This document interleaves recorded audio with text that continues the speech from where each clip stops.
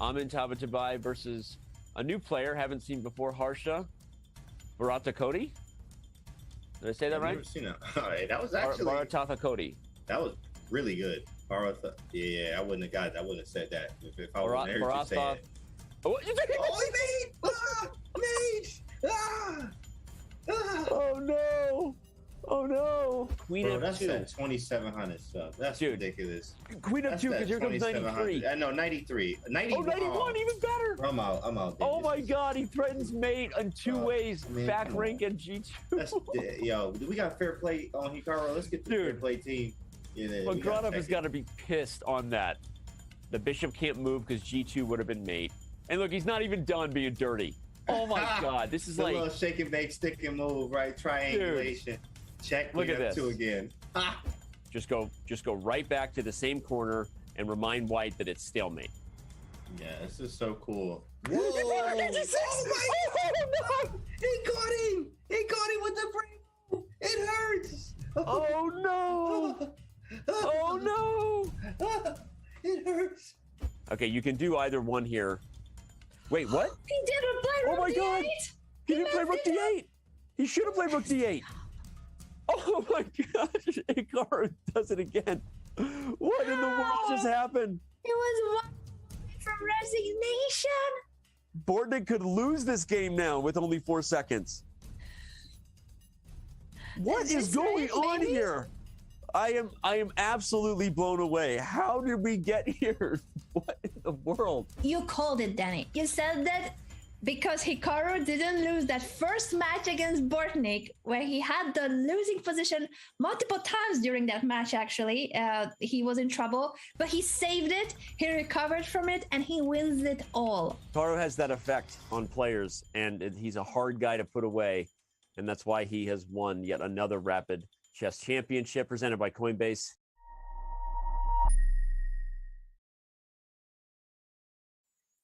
Welcome to the Rapid Chess Championship presented by Coinbase. I'm Grandmaster Robert Hess, and I've got all your chess needs covered today because it is going to be a fun one, as it is every single Sunday. It is the knockout portion of the weekly Rapid Chess Championship. If you want all the details on the format and everything like that, go to go.chess.com/RCC. But right now, we are going to focus in on the bracket, your 8 participants for this lovely Sunday. It is a beautiful day here in New York City. The weather is great, but I'm inside covering chess because we have Dmitry Andreikin as the top seed taking on Jeffrey Zhang. That will be our first matchup of the day, and it's an exciting one. Jeffrey gets the black pieces because the higher seed gets the white pieces in their one game of 10-minute plus 2-second increment. But as we look across the bracket, we have some first-timers in here. We see Orikobo, the 7th seed, and Shuyi, the 6th seed. They get their first action in the knockout portion of the Rapid Chess Championship.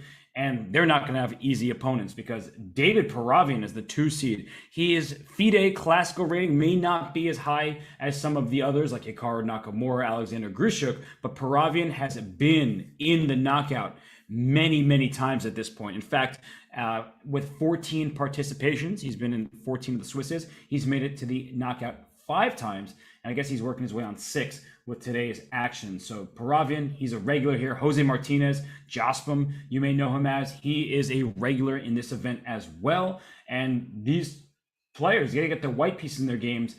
And so does Hikaru Nakamura, the 3 seed taking on Shuyi. So of course, Hikaru is the most prominent chess streamer on the planet. Everybody knows him. But in the top left, where we're starting off with Andreikin, with Jeffrey Zhang, that is going to be an epic matchup of 2 very, very strong players who may not get the attention they deserve. It's hard to get so much attention when you're playing for Russia, for the US, historically speaking, because there's so many other super grandmasters there. Jeffrey Zhang, 21 years old. Andreikin, he's 30 years old, 31 perhaps, but he's been around for a long time, was one of the most talented youth players of his generation, still hovering in that 27-30 FIDE classical range. And he's always been known for his blitz and bullet in addition to his great over-the-board chess skills. So here we see him start with knight f3, but you get c5. You can transpose into an e4 Sicilian defense, but Dmitry, he's not an e4 player. He plays c4. We get a symmetrical English thus far, and knight c3 played, and d5. So a quick strike in the center from Jeffrey. After the recapture, Dmitry decides to strike with d4, and now we're going to get, we could have had a sort of a Tarrasch, semi-Tarrasch position if black had opted for e6 rather than g6. So if we just take a half step back here, black can play for these e6 positions, and after e4 we're in familiar territory where black gives the check, white blocks on d2 with the bishop, and after this swap of dark square bishops, it's a position where white has the strong center with the 2 pawns as a standard, and it's not quite the Grunfeld where the bishop is fianchettoed aiming at the center. Instead, those dark square bishops are off the board. So we'll return to the game position because in this one, we did not see e6, but g6, and after bishop f4, Jeffrey going into a little bit of a think here. We know he can play bishop g7, and there he goes, going for this Grunfeld structure. But because Dmitry hasn't played e4, he can have a stronger base towards his pawn on d4. That pawn is very well defended. In the Grunfeld, often black plays moves like knight c6 and starts trying to get at that pawn on d4. Here, that pawn has 2 others defending it, which means you're not going to have to worry about defending that square. So bishop e2 played after black castles. Now white is ready to castle. And here, Jeffrey needs to make another decision. Is his knight going out to c6? Oftentimes, you see players fianchetto this light square bishop, or it can come out on its initial diagonal, goes to f5. g4, not so tempting because d4 is so well defended. If that pawn were on e4, first of all, bishop f5 would not have been possible, but also if this pawn were on e4, then the d4 pawn and that square becomes more vulnerable. So that's why bishop g4 would have made more sense had that pawn been on e4 or in similar type positions. So instead, bishop f5, knight c6. White can decide to strike with d5, but not here, not now. We see that often in Grunfeld, but with bishop takes c3 hanging with tempo against the queen and the rook, that would just be a blunder. So just because it's a familiar idea does not mean that it's applicable in this position. And now after knight c6, it's Dmitry's turn to think. We should note that there's no rook b1 possible. You would like to put a rook on a semi-open file. You cannot get away with that here. You'll just lose material. So that is not possible. And after knight c6, there just something to note that after c takes d4, c takes d4, that queen was defended on d2 by this knight on f3, so that was possible. And you do want to recapture towards the center, not away from it with e takes d4. I guess you could say technically e takes d4, e or d equally in the center, but you'd rather have more pawns in the center. That's white's main advantage in this position. Not that the position is advantageous, but we have 7 pawns per side. That doesn't mean it's just completely level. We should look at the differences here, and one of them is that white has 2 pawns in the center and black only has 1 as a standard in these Grunfeld types of positions, but that's what white's calling card is. And a queen b2 does put pressure on the pawn on b7. Black can play the move pawn to b6 just to defend this pawn and keep c5 defended, but instead Jeffrey says you can go and take on b7, but then I'm gonna attack your queen a few times. You probably have to deal with this pawn on d4 first. But queen takes b7 is the type of move that catches you completely off guard. Okay, my opponent's pre-moving, taking back on d4, but you could tell by Dmitry Andreykin's thought right now, he hasn't moved yet, that he's like, maybe I could take on b7. However, had he captured on b7, he does get this pawn, so that's the good news for him. The bad news is d3 happens, so you're not just forcing the knight to move and then getting this pawn back. No, d3 hits your bishop on e2, and that's a protected pass pawn from this bishop on f5. c3 will drop. You see the evaluation bar dropping as well in black's favor. So that is why thinking he plays e takes d4, not c takes d4. We were just talking about capturing towards the center, but I guess after c takes d4, there's even the option of queen to b4, because trading queens with the 2-on-1 advantage on the queen side, that gives the endgame favorability to black. So we saw e takes d4. I was just talking about how you don't really want to do that, and you don't. He did it for a very specific reason, because his queen had gone to b2 and he didn't want to allow queen to b4. But now after e5, if you take, this knight can take right back on e5, and you have split pawns over here on the queen side. That's bad news for Andreykin. Not that he's worse, but of course you'd rather your pawns be together. A pawn's best friend is another pawn. Here, those queenside pawns do not have contact with one another, which means they'll be targets. And this bishop on g7, it's going to only improve if there is a capture on e5. That bishop will be very, very, very strong. So we can see everything get swapped off in e5. That's likely in a situation like this. Then you would like to take on b7. But if everything gets traded on e5, note that this queen will land on e5, and then there's a bishop on e2. So when you're trying to visualize positions like this, trying to calculate, you want to do your best to remember where the pieces go. So after knight takes, bishop takes, queen takes e5, it may seem like, oh, you take b7, black takes c3, but black won't take c3. That bishop on e2 will be loose when all is said and done. So you just want to work on that visualization. It's not always going to be easy, but here, you just want to look at the final landing spot of the pieces. So Dmitry, he's thinking here, not because he's really trying to evaluate any specific lines. At least I don't think that's the case. I think he's just like, I didn't get what I wanted out of this opening. Jeffrey has equalized without any real issues. And when you're thinking about this from the perspective, it's a 1 game of rapid match, like, I had that first move edge. I should be pressuring Jeffrey, and I'm not really getting that here. I'm not seeing that. And if that's the case, and this does stay a level game, we will get to that blitz time control where Jeffrey will get the white pieces, and we'll see if Jeffrey's able to make the most of the first move advantage. But okay, Andreykin thinking knight to d4. Can I avoid swapping pieces? Can I try to play for more? That doesn't look right. The d3 square is black's for the taking. You can drop your knight into d3, even your bishop into d3, and just start trying to take advantage of some of the weaker squares. And let's not forget what I was talking about here, where these are split pawns over on the queen side. So if white doesn't maybe force some trades, and black can safely establish this pawn on b6, defended on that square by another pawn, then it's white who is going to be in trouble on the queen side with these pawns on c3 and on a2.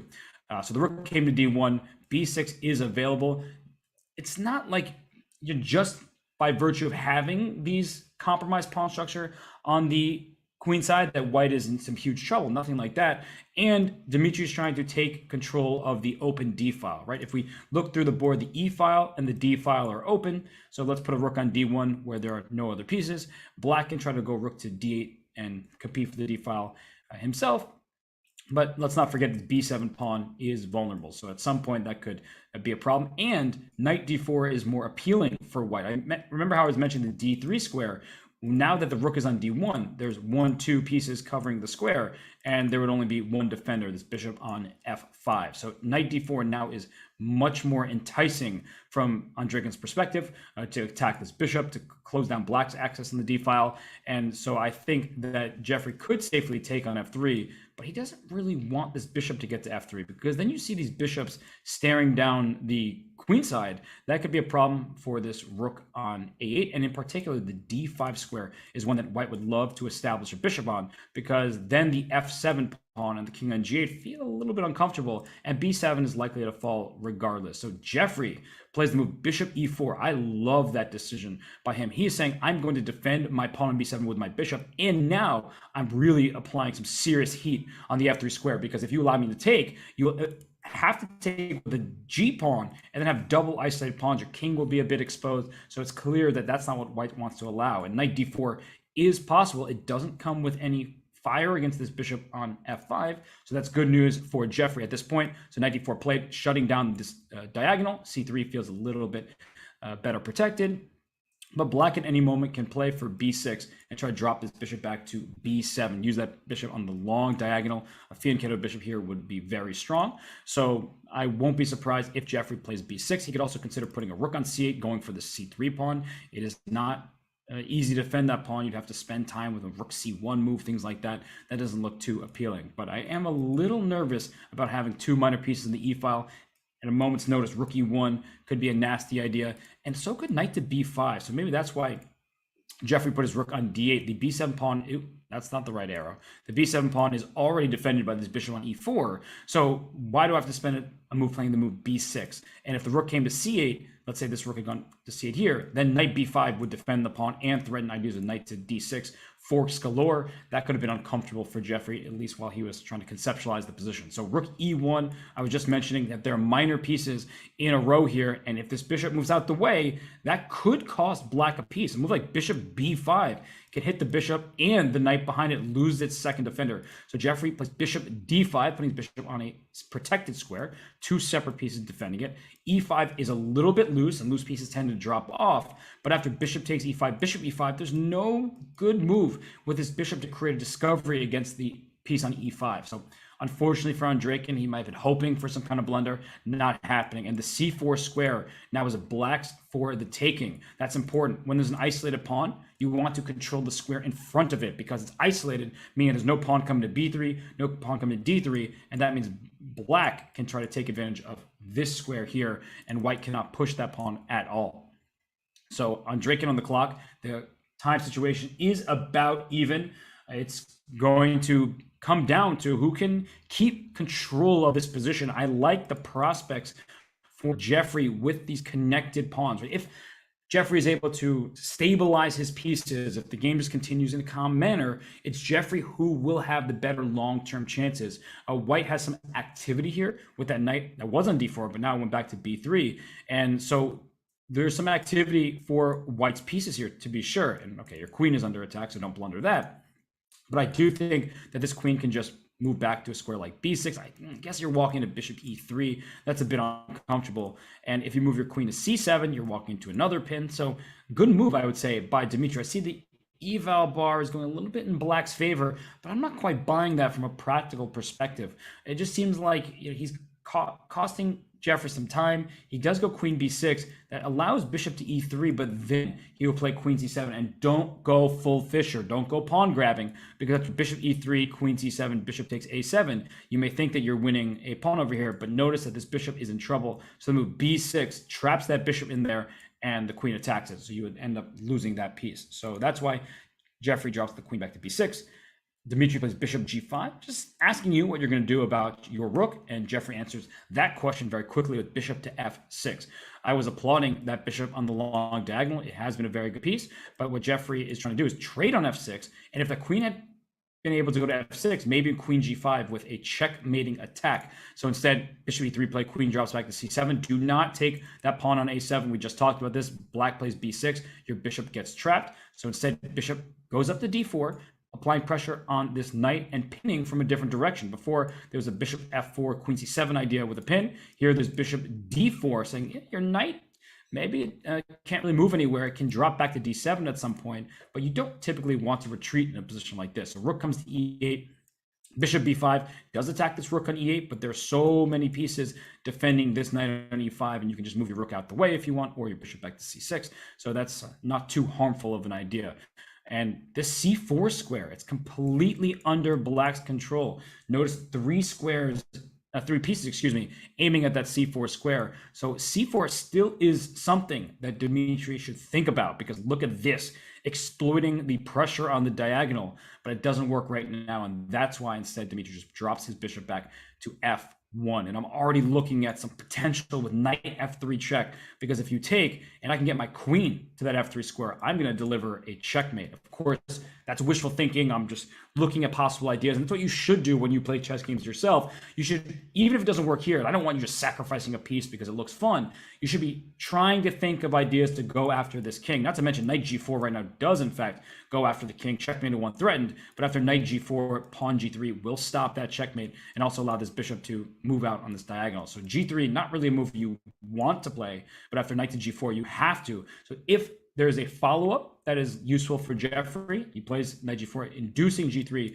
he can go back to e5, and that f3 score, that's awfully juicy for black, because look at this bishop on d5. You need to get rid of this great piece if you're looking at this position from Dmitry's perspective, and that's why Jeffrey just goes right back to e5. He wants that f3 square, and you can cover it. You can play a move at bishop e2, but the point is after knight f3 takes, bishop takes, I land a bishop on f3, and I have an unopposed light square bishop in front of exposed white king over here. So that could be very dangerous. The knight drops back to d2, covering the square, and I love this move. Finally, at long last, Jeffrey plays b6, a multi-purpose move. That pawn is defended. This bishop can hop back to a8, and the worst thing that could happen to Dmitry is bishop a8, queen c6, or queen b7. I don't care where, because I know where I'm going, and it's h1. So I'm going for checkmate on that long diagonal. So at some point, it's likely that Dmitry will have to think about the move bishop g2, but give me that fork on d3.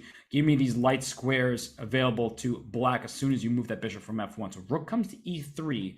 It's now getting a bit dicey, but at the same time, if rook e1 happens, who's it really getting dicey for? There's a pin along this e file. There's also pressure on this diagonal here. So it's still very much a game. And look at the clock, 3 minutes here for Dmitry, 3.5 for Jeffrey. So they're getting lower and lower on the clock, and it's not really a position you feel overly comfortable in, because there's a lot of loose pieces not defended by pawns. There's some clear ideas. Bishop a8 trying to line up queen to b7 for checkmate, but perhaps if you put your bishop back and queen on the diagonal, this knight can hop into e4, and now all sorts of tactics are flying, because this bishop on f6 will be hanging. There's bishop g2 to follow now that I close down the diagonal. So there's really a lot to work out here, and Jeffrey, he's spending quite a lot of time, and I think that's the right decision, because you don't want to play a quick move.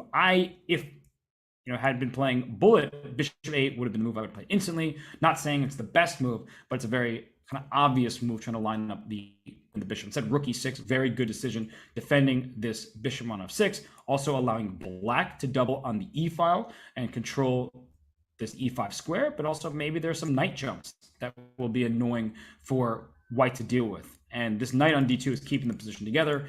If that knight could be captured, then there'd be a knight f3 to follow. So bishop g5 is maybe what you want, but then white has f4. And then you realize you didn't want that so much after all, because you're walking into a fork. So the move, or the idea of bishop g5 is there, but it won't work in this current position. So what to do? Move knight e4, that would be a blunder right now. Bishop takes e4, the rook would have to take, and then knight f3 check with forks galore. So you don't want to play that move. Bishop g2, I feel like I can just trade, put my queen on this long diagonal, and your king is not going to feel very safe. You remove my bishop, but then my queen will join the party. So Dmitry now down to 2 minutes and 15 seconds. His clock is ticking. He doesn't know what to do. He plays c4. I mentioned this idea a while ago. I kind of took my eye off it, if I'm being honest, but it was not a good move here. Now this bishop on d4 is loose. The pawn on c4, of course, is loose as well. Queen c3, and the advantage is only growing for Jeffrey. Excuse me? Weren't we talking about this? Checkmate, please. I would love to. And there's a problem down the diagonal, and I believe that after queen to b7 or queen to c6, it's one of these positions where you may have to be really accurate. I'm not sure which is better. I think queen d7 feels more natural to me, just because I leave the c6 square open. But queen c6 could be a nice move, keeping pressure on the pawn c4. He plays queen c6, the eval bar. Okay, it's still hovering around -3, so it approves of the move. That is Stockfish 15 NNUE. That's the strongest stuff out there. So Jeffrey playing the best moves in this position, going for check, keeping pressure on the c4 pawn. Dimitri on the clock, under 2 minutes. This is not the position you'd like to have with not that much time remaining. So f3 play, that's a choice. Is knight takes f3 here? There's a lot of captures. Like knight f3, there's all sorts of captures in the e file. Then I'm kind of assuming things are loose. Let's quickly bring up the analysis board. Oh, no, we don't need the analysis board. What am I talking about? Jeffrey's just going to show us the way. He says, I've analyzed it. We don't need you, Robert. And after this, rook e3, rook e3, rook e3, queen e3. There's queen takes f3 at the end, because after queen takes f3, there's bishop takes d4 check. The problem that I'm seeing with that, and actually I will call for the analysis board really quickly, is that this could lead to a position with bishops of opposite color.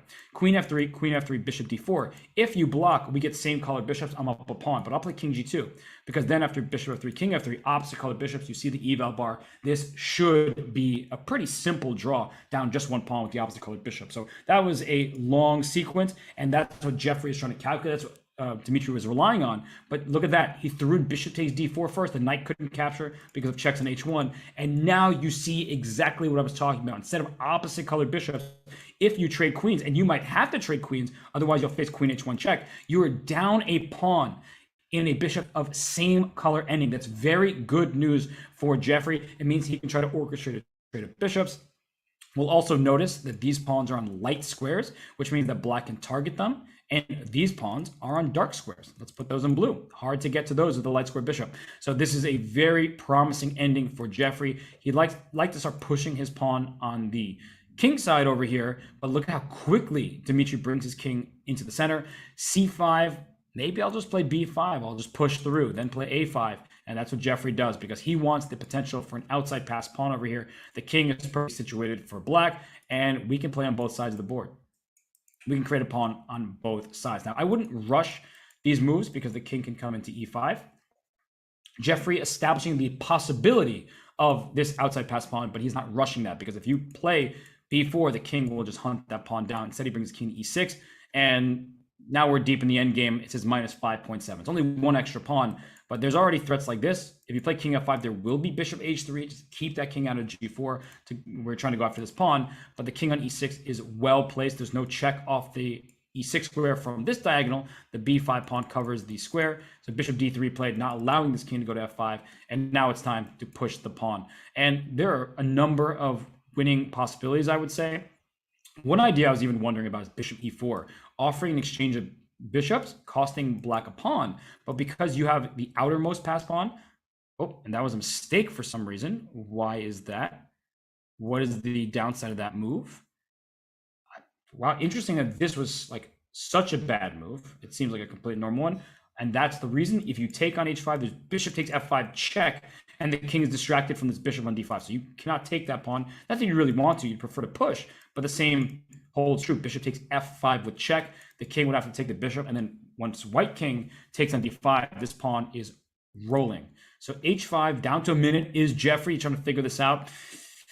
He doesn't want to take it, that's for sure. He wants to push, but he probably figures I can't really get away with that with white's pawn being so advanced over here. So then he's like, well, maybe I can just leave it. But where's my bishop going? I need to find a move. Should I play b4? Is it about time to create a pawn? And maybe I can even play a4, a3, a2. Not out of the question to sacrifice a pawn to spring the outside pawn free. Now you have to watch out. Is this king close enough to get it? Right? b4 takes, a4, king c3, a3. Yeah, that king is in the box of the pawn, in the square. So that would be a bad decision, because this bishop could just move away and the king catches that pawn. So Jeffrey down to 22 seconds. He's thinking right now, what's he going to do? He plays b4. He trades pawns here. And after h6, that move was not approved of by the engine. The pawn goes up to b3. And I'm already looking at bishop e4 as just a potential game-ending tactic. At some point, takes, nope, because this pawn comes first. No, bishop takes f5, but g4 is definitely a possibility here, because h7 is loose.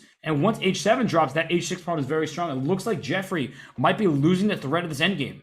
And down to 10 seconds, he does have the increment, but he needs to make a move now. And he plays bishop e4, but it appears it's a little bit too late. There's a passed c pawn over here. Bishop c4 check will scoop up this pawn on b3. I think that Dimitri, he's trying not to rush this decision because if he loses this pawn, that could be trouble. But that pawn f5 cannot move so long as the bishop needs a defender, and just bishop takes b3 and bishop b1. If you take and then this king starts walking in, all of a sudden you have to be very worried. That's a light square pawn. This pawn can become targeted. I think that this is just going south, and Dimitri Andreikin is one of the best endgame players on the planet, I would say. He has this really strong, solid style. And so this king is just waltzing in, dancing over to this h7 pawn, and that's a problem. But, I guess I spoke a second too soon. He plays bishop to d1, and that move, I guess, is maybe even the best move. So instead of bringing the king in first, he says, well, what's the rush? My king is going to go here. Now your pawn is stuck in place on a dark square. And bishop d5 check. If the king goes this way, I would start thinking of pushing this pawn. Here it goes, king e7, there's king e5, and this is a big problem. This is a losing position for black very clearly. This king walks into e5. If this king steps back, there's king f6. Now bishop e6, because c7, c8 would be the threat. I understand you might be worried about letting this pawn go. Bishop e6, f3, c7, f2, c8, f1, we both queen. That's all good and fun, but this king would get checkmated first. So, okay, Dimitri, he's not finding the way just yet. Bishop a6, threatening c7. I think, can you get away with this? This is a dark square corner. So if you take this pawn and this pawn for the bishop, you may be able to make a draw. But no. That's not it. That's just a loss. That's unfortunate for Jeffrey Jean. Great turn of event for Dimitri Andreikin. This pawn needs to be gone. If this pawn were gone, light square bishop, dark square corner, we can see how that one's a hold. No, that pawn still exists. That pawn was not going anywhere. And this king is just going to chop down g5. That's it. That's a win for Dimitri Andreikin, which means that he is officially in to the semifinals here at the Sunday Knockout. So what a game that was. It was topsy-turvy. I mean, Jeffrey had an extra pawn heading into the end game. That's kind of a heartbreaking feeling when you go into a position where you cannot lose. Right? It's unfathomable that you lose the game. But if we just go back in time to this moment here, queens were traded. I mean, this is a free hand. You cannot lose this game, but it happens in speed chess, right? The king walked out to d4. All of a sudden, with c5, b5, things started getting a little bit complex. But unfortunately for Jeffrey, he let himself get a little bit too low on the clock, and he even lost this unlosable position. So we feel for Jeffrey. He's awesome, but unfortunately, this was just not his game at the end. I mean, he played so well, and to lose this, it's a tough moment. But there's more action to come here at the Rapid Chess Championship presented by Coinbase. We are going to take a short break, and when we return, the next matchup will commence. Stay tuned, everybody. Be right back. In a world where only one can be the world Hess champion, now anyone can become a Chess.com world champion. Chess.com announces the Chess.com World Championship.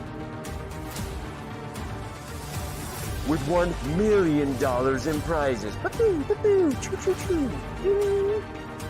With the world's best chess players. What? He mouse slips! He mouse slips!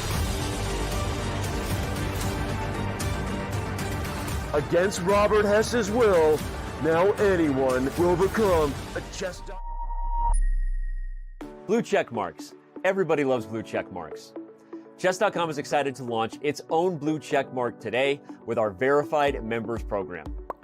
And for the first time, for any online platform anywhere, there will be a transparent and clear process to how you become verified and get that blue check mark. Any Chess.com member can become verified by having their account linked to a real identity with a unique payment form and SMS held privately in their profile. Most importantly, applicants must pass a comprehensive fair play screening in order to get verified. All right, but besides the blue check mark, why should you become verified? First and foremost, all verified players are eligible to play in the Chess.com World Championship. With $1 million in prizes, including regular cash prizes for non-titled members, this massive and historic event has but one cost of entry, your $15 verification fee in order to become verified. Additionally, other verified benefits will include access to regular verified-only events, listing on verified-only leaderboards, priority pairings against other verified-only members, and more.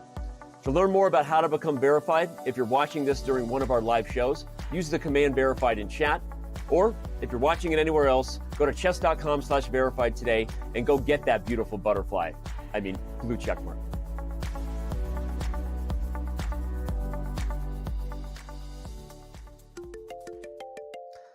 What is going on here? Hey, Elon. Yeah, no, you saw the news. I know you like buying companies with blue check marks, but we're not for sale. Dude, do you even know how to move the pieces? All right. We're going to get back to this later. I got to record a video. Thanks, buddy. Elon.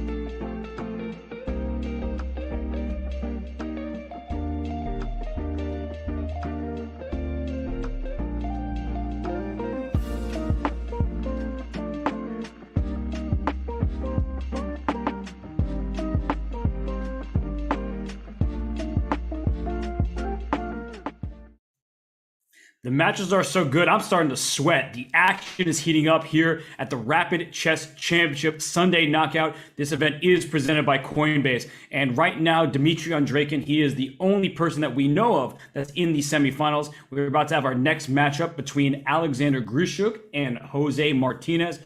Jose gets the white pieces in that game. The Peruvian Grandmaster has been an absolute monster in the online sphere. He has been playing in every single event you can name, Arena Kings, Title Tuesdays, and here in the Rapid Chess Championship, he's definitely made a name for himself. So I'm excited to see that game take off. This will start very shortly, and we'll see if Jose, with the white pieces, will be able to take down the mighty Alexander Grishoek, because Grishoek, he's been one of the world's best for so many years now. Just an absolute star of a player. And we are waiting for these games to take place. And here we go. We are off. Jose starts with E4 Grishoek. Will we get a C5 from him? Will we get some? No, we get a... What? I agree to commentate solo. I'd have to commentate on a French defense. No. In all seriousness, the French defense used by Alexander Grishoek here, and we get a winnower. This queen often comes out to G4. Not in this game. We saw quick H4. Jan Nepomniachtchi, amongst others, have essayed this idea. Maxime Vachier-Lagrave, he actually beat Jan Nepomniachtchi in the first half of the canvas in game 7 with the white side of a French defense. So in the French defense, we have a very strong pawn chain for black. A pawn chain is only as strong as its base pawn. The f7 pawn, hard to get to typically. Now, rook h3, that was the point of this h4 move. And h5, just because if black did not play h6, just to go back a moment here, if white gets to play h6 and black plays g6, notice how only one of us if you're thinking about this position and pretend like you're the players, only one of the two players has a dark squared bishop. So forcing pawns in the light squares only helps the scope of this dark squared bishop. So instead, black plays h6, rook h3, defending the c3 square. So you don't have to worry about c takes d4, c takes d4, and kind of queen c3 stuff, because the rook covers that square. So making use of the rook glyph for a multi-purpose way. So there's rook g3 to go after the g7 pawn at some point, g4, f4, and then put your rook behind those pawns and start marching them up the board, trying to make inroads on the king side. So I'm going to wipe my forehead, try to get this position in my mind and try to figure out what Grishoek is going for. Sometimes you play b6, bishop a6 to trade off the light square bishops, because the bad piece in the French is the light square bishop, and it's behind its own pawn e6. That's a great pawn, but it makes it a bad bishop. So I could see an argument for the move b6. Grishoek, he's thinking here, but he always uses his time. No matter the time control, he'll be down on the clock. Other ideas that come to mind, b6. Okay, he could play bishop a6, but also you can just bring your knight out to c6. a4. It's not a standard way to play. If bishop a6, you can even think about the move bishop to b5 with check, because if you take on b5, this pawn takes back. You open up your rook on its starting square. So bishop a6 is played, and we'll see if Jocelyn, and there it is, bishop to b5 check. So this is a known idea. Once your pawn gets to b5, it makes this pawn a7 not just a target, but one that's hard to push forward, because if you look at this position, there are double pawns here on the c file, so black's pawn structure should be better. But you also notice that white has the more advanced pawn chain. This pawn on the 5th rank just causing some problems for black to deal with, a lack of space. And this is not one of the positions where you're going to break through with f6 as a standard in many different types of French positions. So you can play queen d7 going after this pawn. White will just defend that pawn. Notice how this knight on b8 is kind of dominated by a pawn 3 squares away. I love to talk about that concept, and here it shows that where is that knight going? It would like to go to c6, it's not getting there. So a5 played instead by Grishoek, and he's saying now or never. Either you will take on a6 en passant, or you never will do that, because you can only do that in the moment. So b takes a6 I don't like. I'd rather be able to keep my pawn on b5, but I can understand the concern from white's perspective. Let's look at this pawn, right? If queen comes to d7 and you play queen to e2 and black plays c4, that pawn could get in some trouble. And you can increase the attacking pieces by bringing this knight over.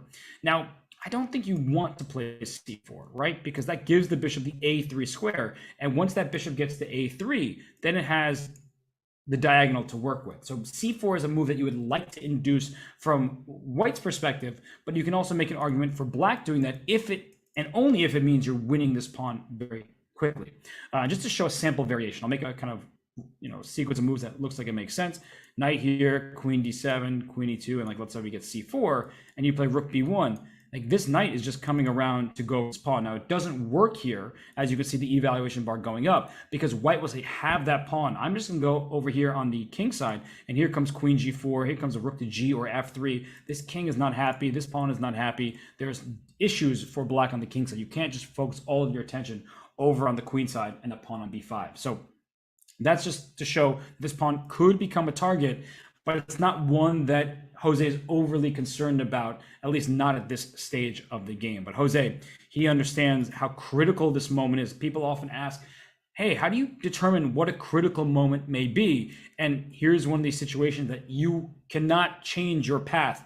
Either you're going to take en passant now, or you're never going to do it. So it's clear that this is a very important moment. And so Jose, who still is ahead in the clock despite his long think right now, he is trying to work through the complications that ensue, whether or not you take on a6. So good decision him. I don't like the look of pawn takes a6. And I'll just make the move, because if it doesn't happen now, it never will. As I'm saying, after pawn takes a6, black will be able to just take back this pawn. We see some trades happen along the a file, and then black's pieces feel freer. So being able to get that knight out, even though the a6 square doesn't feel great, and actually that's what's happened. So I went down this line, but you'll see that this is exactly what Jose decided to do as well. He went 92, and look at the evaluation bar saying zeros, even maybe a slight advantage for black.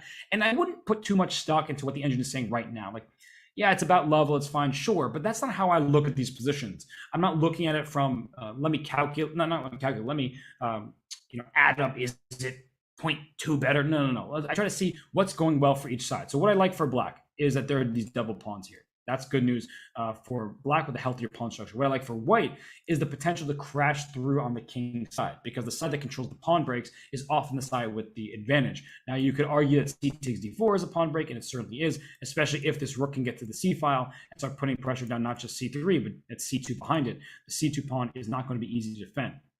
So knight e2 is step one by Jose. He's defending d4, he's defending c3. There's an argument to be made if you take on d4 for this knight to take, but unfortunately the e5 pawn would be hanging with check. So c takes d4 would actually more or less force c takes back, although that does give the c3 square and this diagonal to white. So I see what you're looking for down the c file, but you're also giving this really important diagonal to white, and that's going to be a problem. When only one side has a bishop, you don't want to start giving up diagonals, giving up squares that match that bishop's color. So Grishoek, he's thinking here, I think that at the end of this long think, he's going to be trying to visualize, where do my pieces go? If I castle, am I going to get checkmate? So I don't think he's going to castle. It feels extremely risky. This pawn can just start running up the board, g4, g5. That's not going to be fun to see. So I think that castling just walks your king into danger. And I mentioned how this knight before was not doing much on b8, but I could see an argument made for knight b8 and even knight d7, just bring that knight towards the center rather than sitting on a6. It's not doing all that much there. And all right, okay, there we go. Knight to b8, knight retreats, and retreats in general, often the hardest thing to do in chess, but the knight wasn't doing anything on a6. So it goes back to b8. It can go to d7 as mentioned, and that makes c5 feel awfully safe. And that's a good thing for black, because we keep talking about this. We don't really want to move that c pawn to open up this bishop's diagonal. So, okay, this position, it's still looking relatively calm, but it has the potential to open up at any moment. And rook g3 attacking g7 will always be met by knight to f5. It's a good square for this piece. So this knight would love to sit on f5. If this pawn ever rushes to g5 too soon, the f5 square is going to be blocked for the taking. That's some good news. Knight d7 may also have f6 as the follow-up. Rook f3 by Jose. He's applying some pressure down at f7, but of course f7 is protected by the king, and that's all you're getting. Another bit of good news for black is that the a file is open and white isn't putting pieces there. So Grishoek can think at some point of bringing that queen to a7. I mean, why not? That's an open file. This queen can even trot down to a1. It could stop on a6 just using light square diagonals. It could go down to a2. I mean, there are all sorts of options for this queen here. So I'm not seeing the full-on attack that Jose would like to orchestrate on the king side. And that means I'm starting to like black's position. I also have the eval bar indicating as much, but I just think from a practical point of view, we think about what's going on in the position, what white needs to accomplish. He does start with knight to d7, perfectly reasonable move. You say A, B comes next, but this queen coming to a7 will be a thing, and black can consider castling at some point. I don't think you really want to castle. This rook is doing an important job defending the h6 pawn. That may seem weird, like the h6 pawn, there's a pawn here already defending it, but you don't want your rook to get on the other side of the king, especially as the attack is going to happen down the g file and maybe on the h6 square. So queen d3 played by Jose. He just bring his queen forward. You can castle. I'm starting to run out of ideas for black, if I'm being honest. Okay, queen a7 is one that I mentioned, seems fine. You can move your queen to c6. Sure, he just chose that one. That makes sense. Maybe this queen goes over to a4. But what next? Like, even if I get my queen to a4, then what? I feel like at some point black is going to have to castle. I do like what Alexander Grishoek is doing. He's saying, I'm not going to castle until I'm 100% sure that I'm not going to get blown apart on that side of the board with g4, g5, breaking open the king side. And so I can just hold back. If you play g4, you're making your intentions clear. Maybe I don't need to castle at all. After a move like g4, maybe I'll opt for something else. And it's not completely outside the realm of possibilities that black plays rook g8 and g6 and tries to open up the king side for his rook and his pieces. Not going to be easy to make happen, but never say never. It is a possibility. And the best news for Grishoek is that this bishop is not a happy piece, right? This bishop is stuck behind a wall of pawns, whether it's white's pawns or black's pawns, right? If you go bishop e3, you're staring into your own pawn. If you go bishop f4, you're staring into your own pawn. If you go bishop a3, you're staring into black's pawn, and black has that square all sorts of defended. That was kind of the point of this knight b8, knight d7 maneuvers, just to make sure that you didn't have to take care of this knight on a6, which was a little bit loose over there and on the rim of the board. The knight's now on d7, and also you're saying there's never going to be a capture on c5, nothing like that, because the knight has e5 in its sights. So, all right, what are you going to do here? What are you going to do if you're Jose? You're going to spend a lot of time thinking, but I think after that, you're going to play g4, because what else are you doing here? Your knight on e2, maybe that's a piece that can be improved, but where? We want to think, I like this concept, I call it realistic dream squares, right? d6 is not very realistic. It's a dream square, to be sure, but it's not realistic. How are you going to get your knight there? You'd have to get to b5. Wait, how are you going to get to b5? c3, d4, both occupied. So let me get to a3, but how am I going to get to a3? It's not realistic to get this knight into d6. So that knight doesn't have a clear future, so maybe it just has to sit where it currently is and deal with that. And rook g3 played, knight f5 can come with the tempo against this rook. It protects the g7 pawn. And I guess if you play knight f5, I could see a possibility of rook g4, knight g3, just trying to trade those knights. They say I don't see a future for it, so maybe let's just get that off the board. And this knight on f5 is a very promising piece. So trading knights does make a lot of sense. And, well, knight f5, rook g4. I mean, let's look at that for a second. Rook g4, just putting the pressure on g7. And it looks like that black has a follow-up that is promising. I think it's because the rook on g4 is loose. It's an attacking piece. But watch this. Queen a4, knight g3. Didn't we just talk about how you want to remove this knight? And then down goes the eval bar because knight takes e5. Growing up, I blundered all sorts of tactics like this. I played the white side against the French. I was like, yes, I'm going for the attack. And then you miss this shot because the rook on g4 is not defended. And often it was my queen on g4, not a rook. But either way, you have to keep your eye on this fourth rank in its entirety. And now there's a fork. And if you take that knight, you lose your rook. So, we saw knight f5. We see rook g4. And now the question is, will we see queen a4 with the sudden threat of knight takes e5? And okay, the queen on a4, it's not just going for a one move trick. And that's important to understand because sometimes we're suggesting, watch out for this tactic. Like that looks fun, but queen a4 just makes perfect sense because and there it is. Queen a4 puts pressure on c2, allows this queen to go to a1. There are all sorts of things in this position and the queen is better on a4 than it was in c6. So watch out for knight takes e5. I've made it abundantly clear that that's the threat. Jose can't hear me. He's going to have to consider, calculate, and figure out a way to deal with knight takes e5, which is the immediate threat, and how to deal with that bishop f4, perhaps defending this pawn, also closing down this fourth rank. But after bishop f4, I'm even thinking of queen a1 check, right? This king can come under some fire. Not necessarily a checkmate, but still, he plays f3. He defends his rook that way. Makes perfect sense. Right? This rook now has a guardian. Okay, the queen is closed from the king side, so this queen will never be able to hop on over to g3, at least not for the foreseeable future. And now for black, castling king side is something to consider. Although there's still these knight g3 ideas, removing the guard of this pawn on h6. So I don't know if I believe in white's potential attack. That's the thing here, is that I see that if my knight's removed, okay, that doesn't look great. But if we just go through the variation for a second, I guess d takes e5 is a threat. So let me address that as well. This is about to be a discovery threat. Not that that's the end of the world because e5 will be weak and he plays queen a1. But just to put the analysis board for a second, that f castling, knight g3, knight takes, rook takes g3, something like this. H6 is hanging in the immediate position, but black has ideas with queen a1 or just even king h8. And I have to watch out because maybe you just sacrifice on h6 and go for a checkmate, but I don't think you're actually checkmating because it's going to be a draw.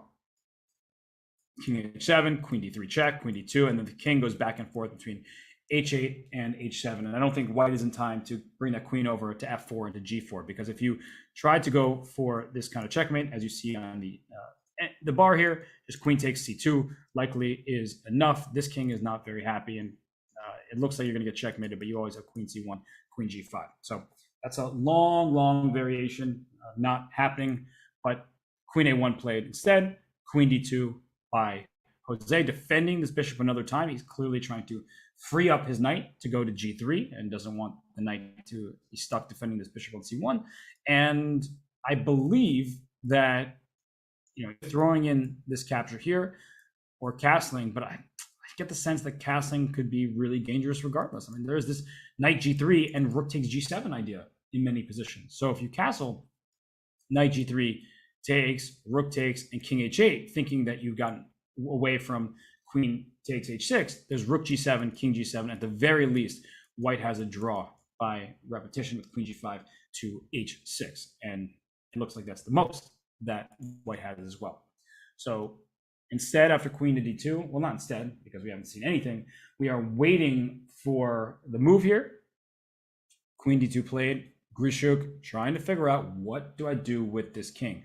A castling king set allows immediate draw if white wants it. So I think he's going to try to play for more. And there it is. There's that f6 break.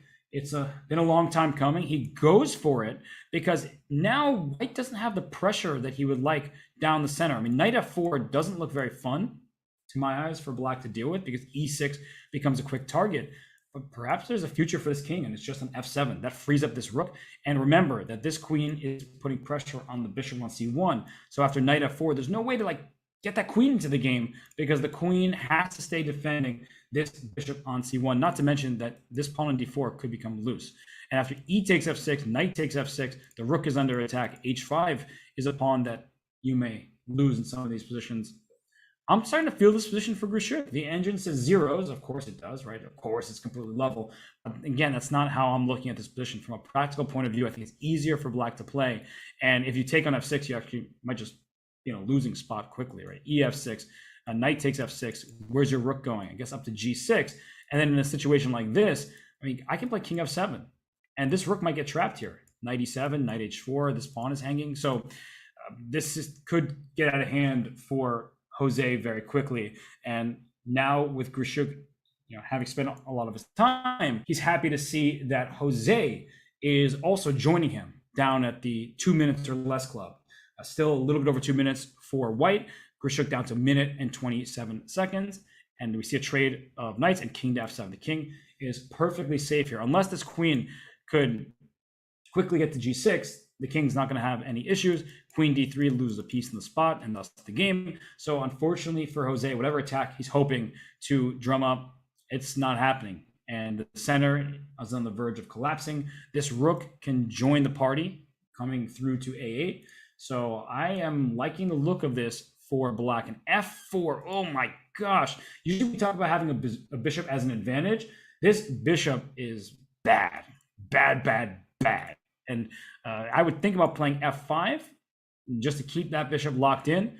Some kind of rook move. I'm not sure where. Makes sense as well.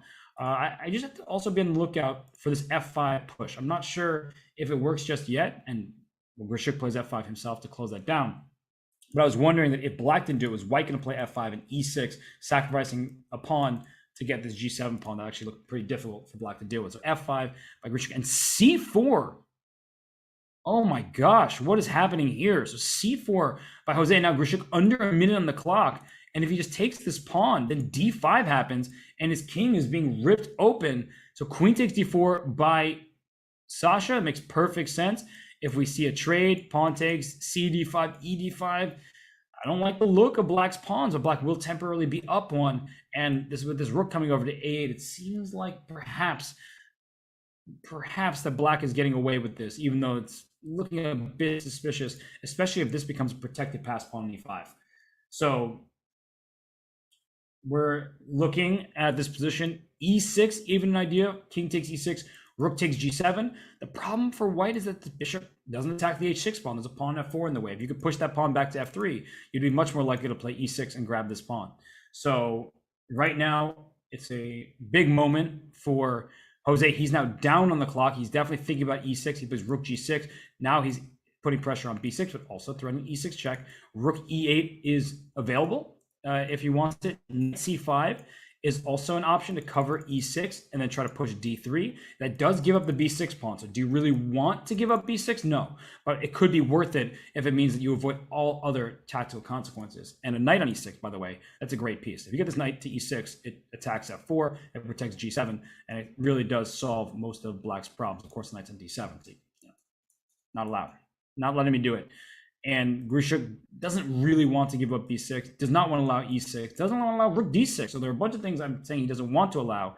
He's going to have to allow one of them. He gives up this pawn on b6 here. And if rook takes b6, he'll start with rook c8, putting pressure down this open file, the c2 pawn, and behind it is a loose bishop. So you have to be very careful if you're Jose here. I understand that Grishoek's the one down on the clock, but d3 becomes a monster threat right now. Not to mention knight d3 check could be available in some positions. Knight to e6, as I was mentioning before, it's important that with this check, the king can go to g8 and the rook isn't trapped behind the king on h8. So all of a sudden, this is a very sharp position. It's an endgame, doesn't mean that there aren't tactical options. e6 would have been allowed if the knight moved anywhere else. So now that this knight is on e6 is blockading the passed pawn. f4 is threatened. c2 is threatened. g3 played. I'm thinking about rook c3 to win this g3 pawn. He takes on c2. He says, maybe I'll queen my pawn. You're thinking about your connected passed pawn. That's good and fancy and all that. Oh, rook c7 back. If we trade rooks, the king can go to e6. I don't like this pawn on h5. I wonder if black can get a knight to attack it. I don't really see where that's going to happen. But you could play g6 and take with the king, I guess, in that endgame. So we see the rook come to c3 now. Now just king to g8. I mean, your king can hide on h7, bishop hanging, pawn hanging. If the g3 pawn falls, down goes f4. There's a passed d pawn. 7 seconds for white. Jose's losing the thread here. He made a big mistake. You know, he had a nice looking position, but all of a sudden his position is falling apart. So you can just take on a3. He does take on g3 next. This e pawn, protected passer, not quick enough. That's the problem. And is d3 available here? King takes g3, d2.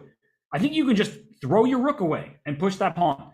9 seconds now for Grishoek. Is he going to play d3? He's thinking he was rook e3 instead, and that gives away his advantage. So there's not enough time left to find what was the correct move, but that clearly was not it. And I think we're about to see a draw here. I mean, can black play for a win? Black is up 2 pawns. So if you lose d5, that's only 1 of 2. But with the h pawn, that takes care of 2. We see a draw. That means we are going to get blitzed. Let me quickly try to figure out what was missed here because black had the big advantage. And I think, nope, d3 is not the move, even though you can't take the rook because rook d6 takes d5. Instead, the move was rook g4, going after the pawn after king f3. Then you play rook h4. So kind of obscure. I mean, it makes sense going for the pawn, but not really the direction you expect from the rook, especially when you're trying to stop an opponent's pass pawn. So, all right, we're into the blitz. Grishoek gets the white pieces at 3 minutes plus 2 second increment. We see a trade of bishops available. You don't especially want to take on a b4 if you're white. And now knight e4 is something you have to keep an eye on because knight e4, queen b4 check sometimes scoops up this pawn on c4, but with b3 being played, c4 is defended. So knight e4, yes, it attacks the queen. That sounds great, but it doesn't accomplish much more than that once the queen moves out the way. So knight comes to c3 for Grishoek. And I like this opening from his perspective. He has stopped a4, he has stopped knight e4, and he's also given himself the b5 square. That seems unimportant, but when this pawn has committed itself to a5, there could be a time where you need to control b5, whether it's from this knight or even from a bishop. But either way, you don't have that option anymore. So bishop g2 can be played here, dc, bc. That's just a good turn of events for white with the Catalan bishop. So I think bishop g2 is possible, although now that I think about it, a4 needs to be considered because if you take with the knight, then there's d takes c4 and this b pawn is overloaded. So a4, I guess you can take on d5 first though. That's the problem because a takes b3, you lose a knight on c6. You don't want to give a knight just for some clever tactics on the queen side. So a4, cd, and then knight takes a4 available. That just costs black a pawn. So a4, you want to play it. You can't get away with it. Now Jose down quite a lot of time. He's 2 minutes, 15 seconds remaining. Well, with the 2 second increment after that move, 2:17. But either way, he is far behind the clock. He played rook d8. He also has less space. We notice that white has 2 pawns here in the center. And importantly, this is knight on c6. You often want to strike in the center with the move c5. Not available. White has already done that with the pawn being on c4. So rook to d1 by Grishoek, just trying to control the open lines. Notice how he moved his rook to d1. Somebody's like, well, don't you put your rooks in e1 and d1? That's what my coach always taught me. This is a closed position. Where's it opening up? The c file. This rook probably should go to c1 at some point. So I think with every move that's being played, Grishoek is thinking, do I throw in c takes d5? Do I play a move like knight e5? Do I just play a calm move like e3? He chooses e3 here. And knight e5 is something to consider, opening up, unleashing this bishop from its place on g2. This Catalan bishop will start roaring once the knight goes to e5. But instead, we see calm play by Grishoek. He's just making the claim that's harder for black to move. Look at black's last 3 moves. Bishop d7, bishop e8. Impressive? Don't think so. What next? You have limited space. You want trades. Trades tend to favor the side with less space, with more restricted pieces, but you have to do them in a way that actually is acceptable, right? Knight e4 may just get you in trouble because you have these double pawns, and white then has happily keeps these pawns, and they're mobile pawns as well. They can start pushing. So h6, a calm reaction from Jose. He's now down quite a lot of time, 45 seconds here. And he's thinking once again after rook c1, knight b4. That move not loved by the evaluation bar. The engine probably saying, I can just kick that knight right back. What did you really accomplish? But these, knight goes to the rim. Wow, I think he wants to strike with c5 at some point. He's tired of sitting passively in the position. But now this knight can hop into e5 without even a trade being offered. So there it goes. Thank you for allowing me to open up my bishop. Don't mind if I do. And after rook to c8, I would be thinking of c5. For sure, because black is aiming for c5 himself, it would appear. So if I play c5, I do lose the tension in the center, and I would like to keep tension. But this knight on a6 isn't well placed. The knight will likely have to regroup to b8. We saw Grishoek do that last game, and then white can expand with b4. So white just takes all the space over here on the queen side, and c5 is just step one. This bishop, if needed, can come to f1, but c5, b4, just start marching forward on this queen side over here, where white controls all the action. And there it is, c5. So Grishoek now down on the clock. And is c6 available? c6, knight takes e5, c takes b7. I guess there's rook b8. And then once you take back, you really wish your pawn were on a2 to keep b3 defended. So just to show that very quickly, c b7 hits the rook, and then you get the knight back next. But after rook b8, de, rook b7, you see that there's a problem down the b file, things like this. So instead, we have seen a bunch of moves coming in. The knights were traded on d7, white played b4 as expected, and now c6 from black. The bad news for black is this knight can just walk in to the b6 square, right? Let me hop right in there. But what does the knight do on b6? Attacks the rook. That rook will just shift over to b8, not the end of the world. And right now is an interesting moment because will Grishoek take on d5 at some point? Will he play e5 just to gain more space and say, look at your pieces. They're so cramped up in here. And there's nothing going down the a file. I guess rook a7, rook a8 is available, but this knight covers the a2 square. So even if you double your rooks, where are you going? So I love what Grishoek is doing. He played his pawn to e4, put his pawn h4. He's gaining space. He's definitely considering e5, but first, before pushing that pawn and saying no more e takes d5, getting rid of the tension, he said he wants to be taken on e4. That allows his knight right into d6. So Jose on the clock, both sides, they're pretty close in time here. Rook b8, is b6 really an idea? I'm not so sure. It's something to consider, of course, but I don't know if you'll get away with it. So e5 seems to be a good choice to me. I think you can just send them. Send those pawns up the board. Even if black is to play b6, I don't think that there's anything scary over here. And look at this bishop on e8. The bishop drops back to f1. Okay, the bar dips a little bit, but I still like white's position. And hello to the diagonal and the checkmate on h7. That's one of the ideas here, especially with this pawn h4. If you play g6, I'll play h5. I'm opening up this king side. And all right, the b file is open. That should be good news for black, but to what effect? Rook b3 runs into knight takes d5. That's a tactical shot you do not want to overlook. f5 played instead. And hello, let's take en passant. You don't have to. It's not, of course, strictly necessary, but I think you want to create a target here, and I don't see what black gets that would scare white in this position. And there it is. This bishop does have access now on this diagonal, but e6 is such a big problem. That's a target that you're going to have to deal with for the rest of the game. This bishop can come to h3. This pawn go to f4. Just take more and more space. Rook b4 looks possible, but you have to watch out. There could be a tactic with that rook being loose over here, and he plays rook to b4 because knight takes d5. There's knight takes d5. That's important. The knight then protects the rook. And after knight e4, just queen takes d4. I know the rook is loose and the queen was under attack, but you solved both problems at once. So let's see. What is Grishoek going to do? Rook e5, great move. Rook to b8, we see what's happening. Maybe rook b2. That queen can always slide up to e3, so not the end of the world over here. You can even play rook e2, just covering b2. If rook goes there, I'll take it. You got two rooks for the queen. That's good news for white. Grishoek down to 15 seconds. He's spending a lot of time here. He plays bishop d3. He wants checkmate ideas. Bishop g6 is something I would consider right now, because I don't really want white to get that full clamp. With h5, the rook on e5 is so well placed. Rook takes d4. Hey, free pawn, right? Nope. Bishop h7 check. Discovery that rook is loose, so you lose an exchange as black. Maybe there's a time you can consider that, but now is not that time. Oh, that was a blunder somehow. Why is it knight a4 or knight d1? It was not. Oh, the rook was loose. Knight d1 won an exchange. I'm going to show that really quickly. Here, knight d1 hits the rook. If the rook goes to a2, there's bishop h7 check because the knight defends f2, which means your queen can go over and take this rook. So that was a shot missed. Instead, the knight goes back up to f4, and all of a sudden, black wins on the spot because rook takes, knight on d3, queen takes f2 is leading to checkmate. Queen d3, queen f2, king goes over, queen g2 is check, and it is mate. Grishoek says bye-bye, but it's really Jose who says bye because he kicks Grishoek out of the tournament, moves on to the semifinals. And if we just go through that sequence one more time, this is what happens when you don't have too much time to calculate.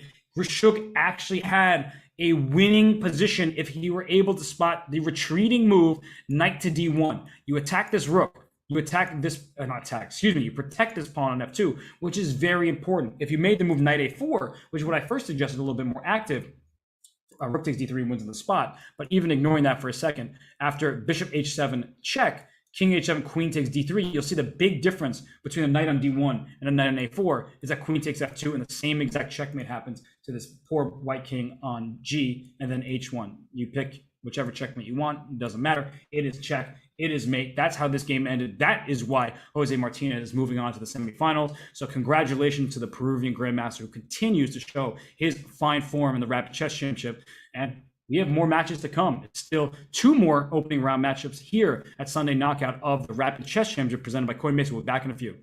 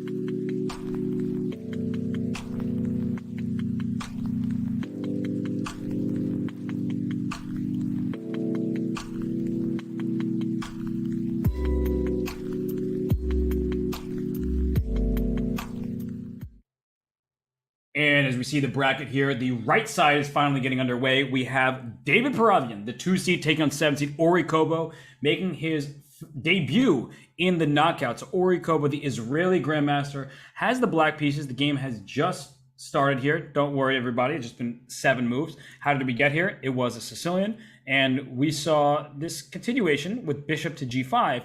And black said, yeah, whatever. Take me on f6. I don't mind capturing away from the center, because as we see this game continue here, what black is hoping for is, one, that d6 doesn't become too bad of a target. There's obviously going to be pressure down this d file. White has control of the d5 square. Everything seems to be going wrong from what you learn about the Sicilian from black's perspective. And then you look at the clocks and you say, wait, Ori Kobo has more time than he started with. So what's happening here?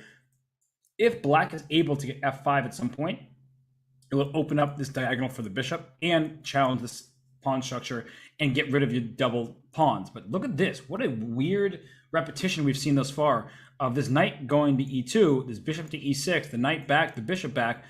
Are we going to see a new Berlin draw?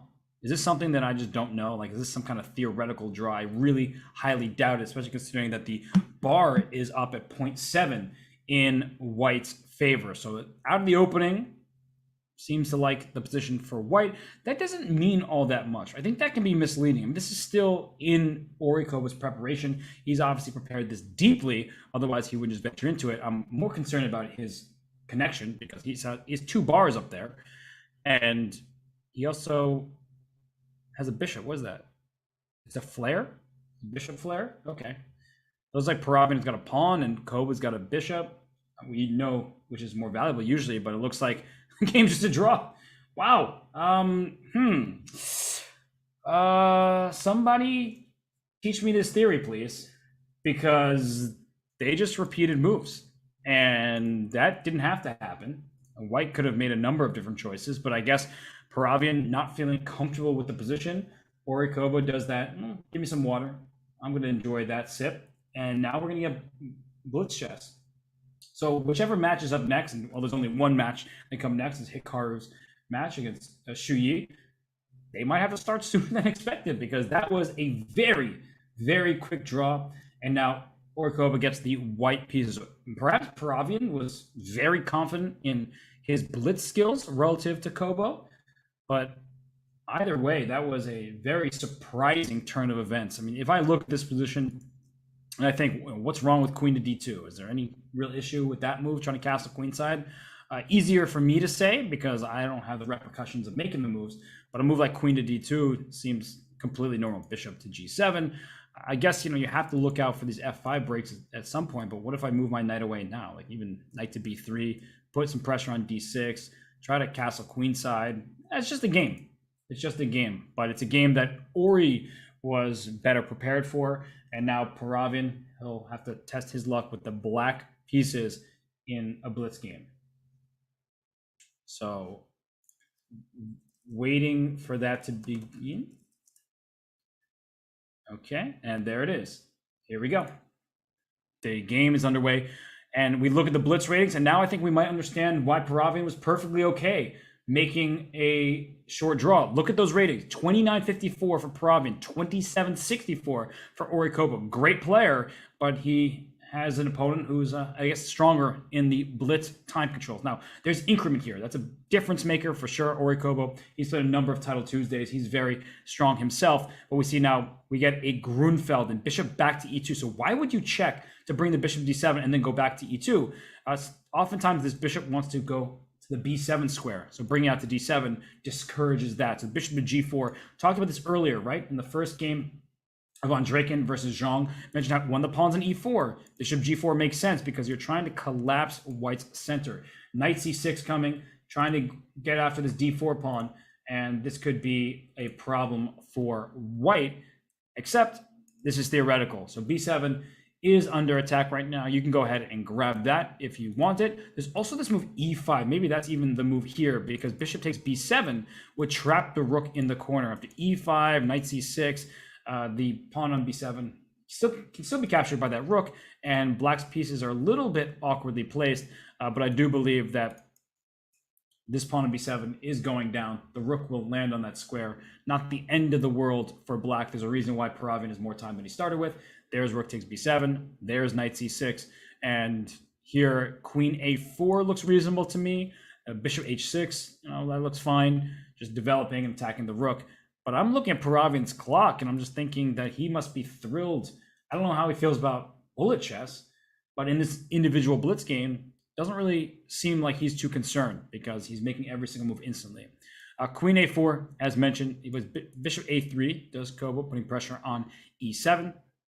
I thought that the queen should be over here attacking this knight, but after after bishop a3, you have to watch out for this pawn for sure. And e5 becomes a bigger threat, hitting this knight, trying to remove it, and it's a queen c8, trying to attack. Well, not trying to. It is attacking this rook on b7, so that rook should probably move away from where it currently sits. Where to? Maybe all the way back. Just go to safety. I like rook b3. On one hand, it allows me to maneuver on the third rank, but it blocks my queen, and I have a feeling that the queen really should be sitting on a4. So rook to b1 here. This looks like a retreat that is just strong. And Koba's taking a worrying amount of time throughout this game. And I guess I'm a little bit biased because of how quickly Paravian is playing, but just some of these decisions, it feels like he's just spending too much time that's going to harm him as we get into the minute and under part of this blitz game. So queen c1 was Kobo's choice. His position is fine. The problem for him, though, is his bishop is not very good on f3, right? Bishops love open diagonals. This bad bishop defends a good pawn, but you'd rather your bishop be on c4. Well, obviously now it hits the queen. But in general, the bishop on c4 just is actually putting pressure on these squares. So queen a6 played. Maybe e5 is possible, but then I'm looking at rook c8. e7 is loose in position. So if I take, rook takes, can I move my queen somewhere? It's a little iffy. My e5 pawn's also in some trouble. This pressure down the a file doesn't look so fun. But the most important thing to my eyes right now is the clock. And e5 is Ori Kobo's choice. Big moment there. It's very likely that this pawn will be lost, but he's giving up the e5 pawn, very likely to try to get this e7 pawn. So you could play e6. That doesn't look that appealing. Black could just play f6.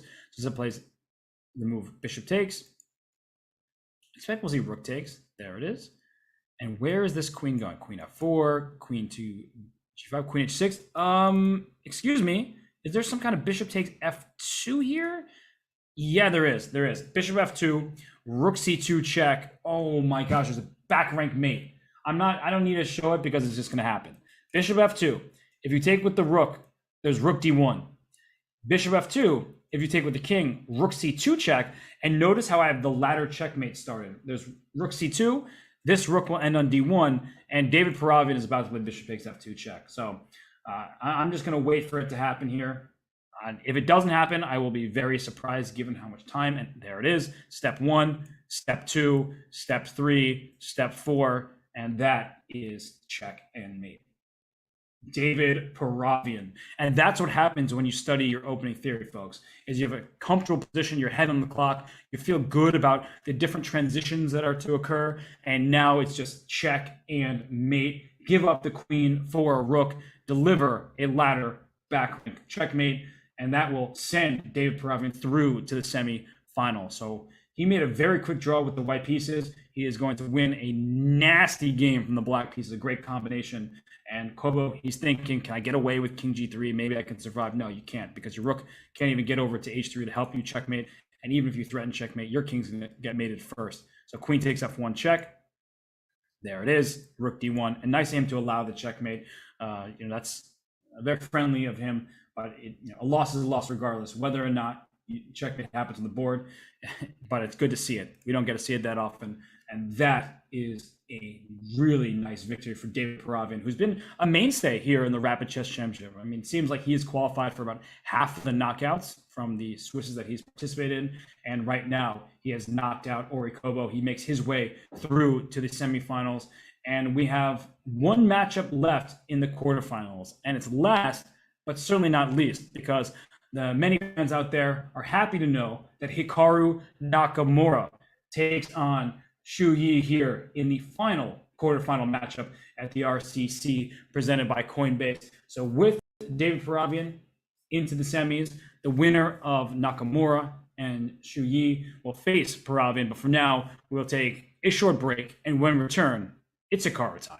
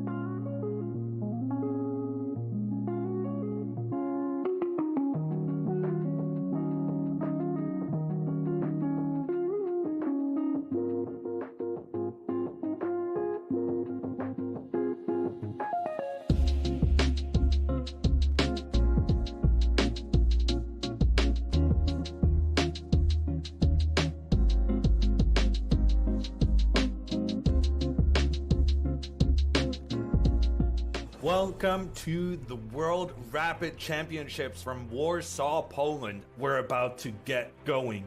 Magnus now forcing the king closer.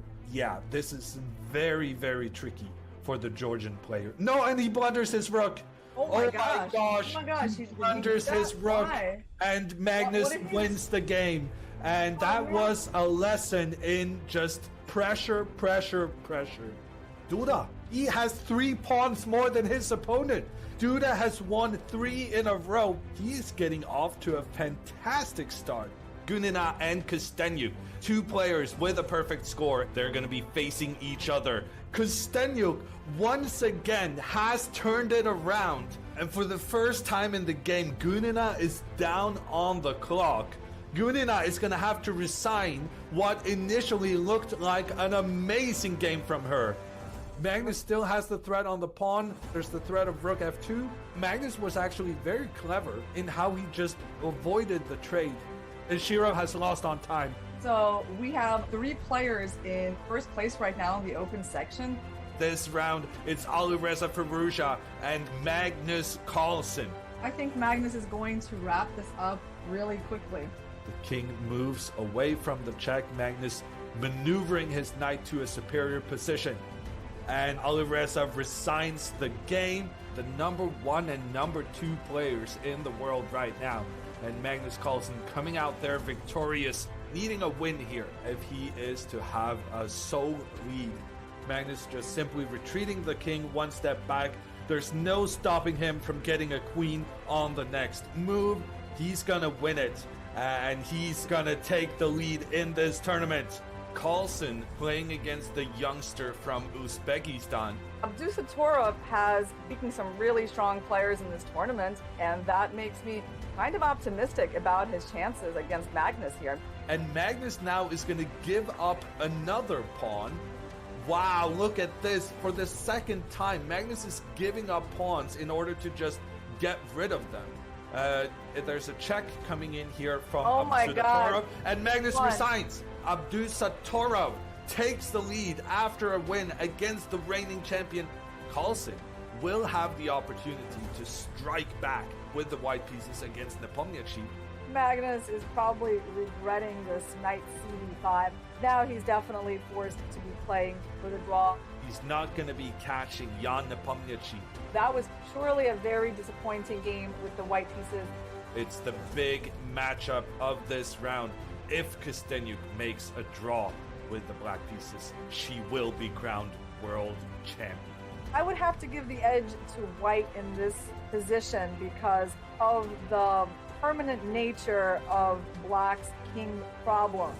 I agree that this is an advantage for white. What? It's over. Kostenyuk is the champion. Yes, Kostenyuk, she had a wonderful tournament, a very convincing first place with 9 points. Alexandra Kostenyuk, the new women's rapid world champion. Nakamura facing off against Carlsen. We've been waiting for this pairing, and it couldn't have happened at a better time when everything is on the line. Magnus moved his rook and no longer is trapping that king on the edge of the board. Yeah, I mean, rook a5 is a pretty good move, but also king g2, as you said. And Magnus gives it up. It's a draw, and the rules of the event stipulate that only the 2 players with the best tiebreak score will be allowed to play the playoff. Third place, then, the bronze medal for Carlsen. It is Abdusatorov getting ready for the game. He will be facing Jan Nepomniachtchi of Russia. And Black's king doesn't manage to get back to defend the pawn. So Jan Nepomniachtchi is steering this game towards a draw. And that means Norderbeck is going to have the match ball with the white pieces in the next one. Nepomniachtchi getting rid of that last black pawn. Norderbeck getting rid of the white pawns. The guys shake hands. The white king is trying to run away from the checks. The rook just keeps checking in on that white king. Can the king get away? Both players are down to just 10 seconds on the clock. The king is finding shelter on the side of the board. Now he's returning to that checkmating idea that Irina identified earlier on. And now here comes the new queen. Yes, the new queen comes in, and then he's going in for the checkmate. The Pomiyachi will have to, and he resigns. Nordirbek Abdusaturov is the new Rapid World Champion. Wow, this is an amazing turn of events. I mean, what a special moment that we're witnessing. The World Rapid Champion, Nordirbek Abdusaturov. That is going to be a name to remember for the future. Only 17 years old and already a world champion.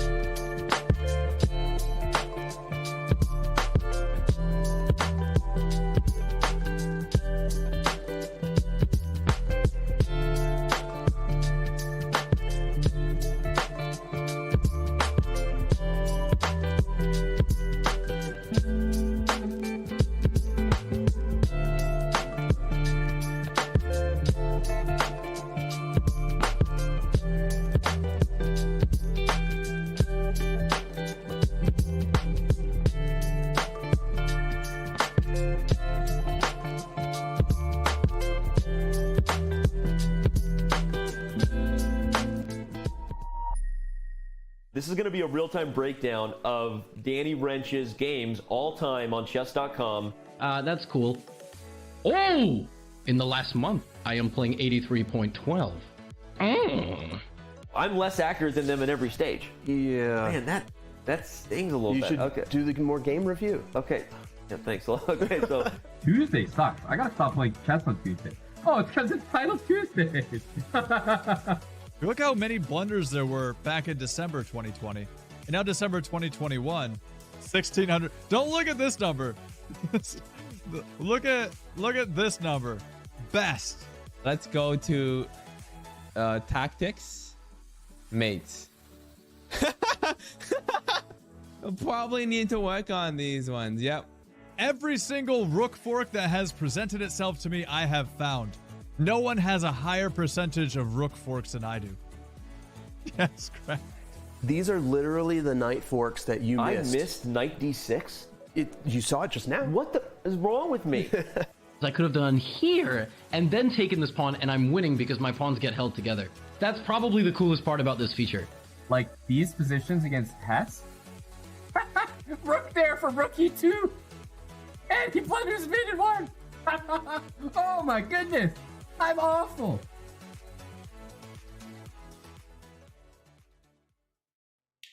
Last but certainly not least, we have Hikara Nakamura taking on Shuyi, and the games are beginning. As soon as I say that, the game gets underway. Hikara Nakamura is the white pieces against Shuyi, and I'm not sure if Shuyi is well known to many people who are watching. He's a very strong Chinese grandmaster. He peaked around 25-50 in classical chess a few years back.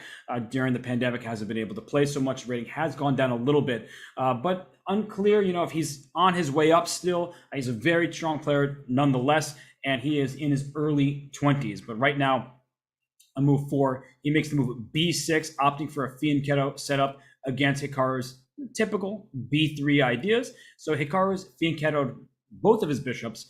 Shuyi brings a bishop to d6. And the issue I often find in these positions, and as we see an exchange on the d5 square, is that Hikara, he knows what he's doing very clearly. And for black, one of these big questions is, do you play for the move c5? Because if you play c5 and white takes, and then you take with a pawn, you have a hanging pawn structure.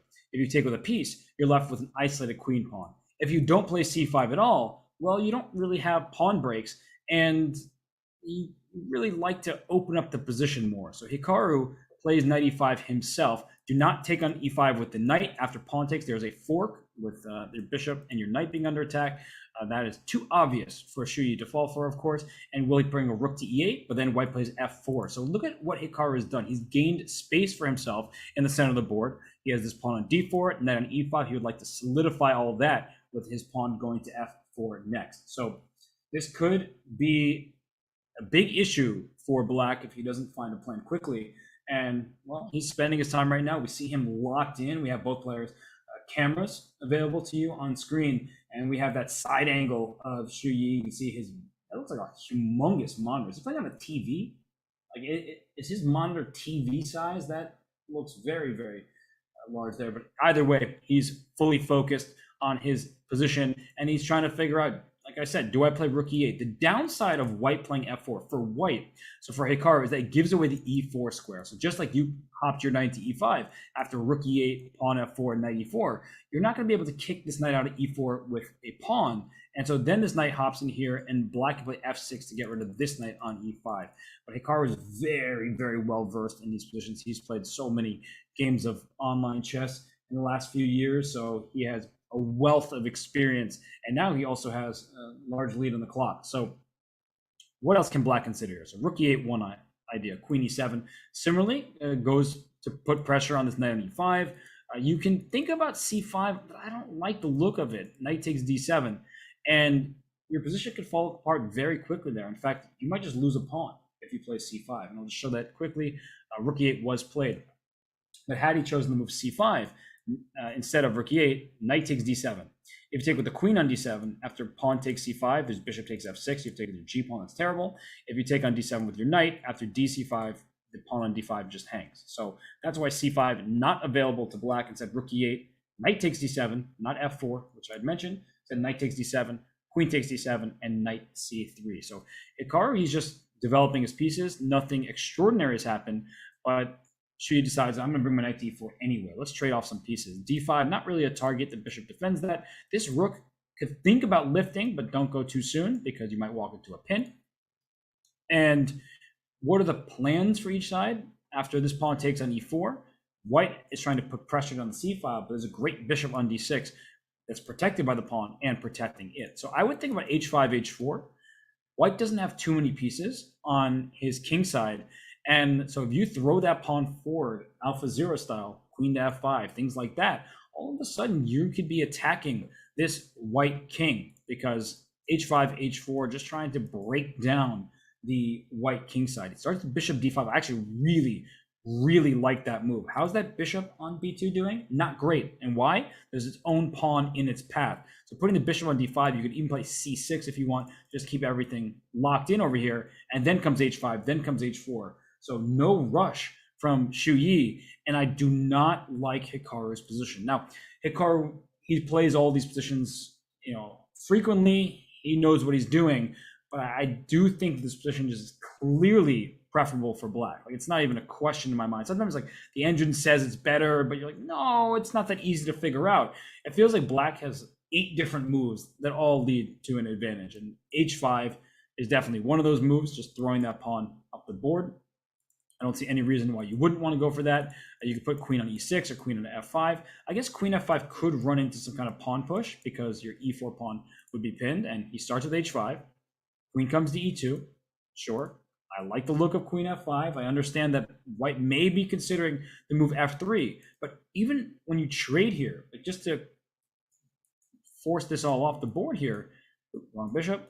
And if you take with the queen, well, you have a bad endgame. If you take with the rook, I just can plant a queen on e4, and you have an issue with your backward e3 pawn. So this is not looking pleasant at all for Hikaru.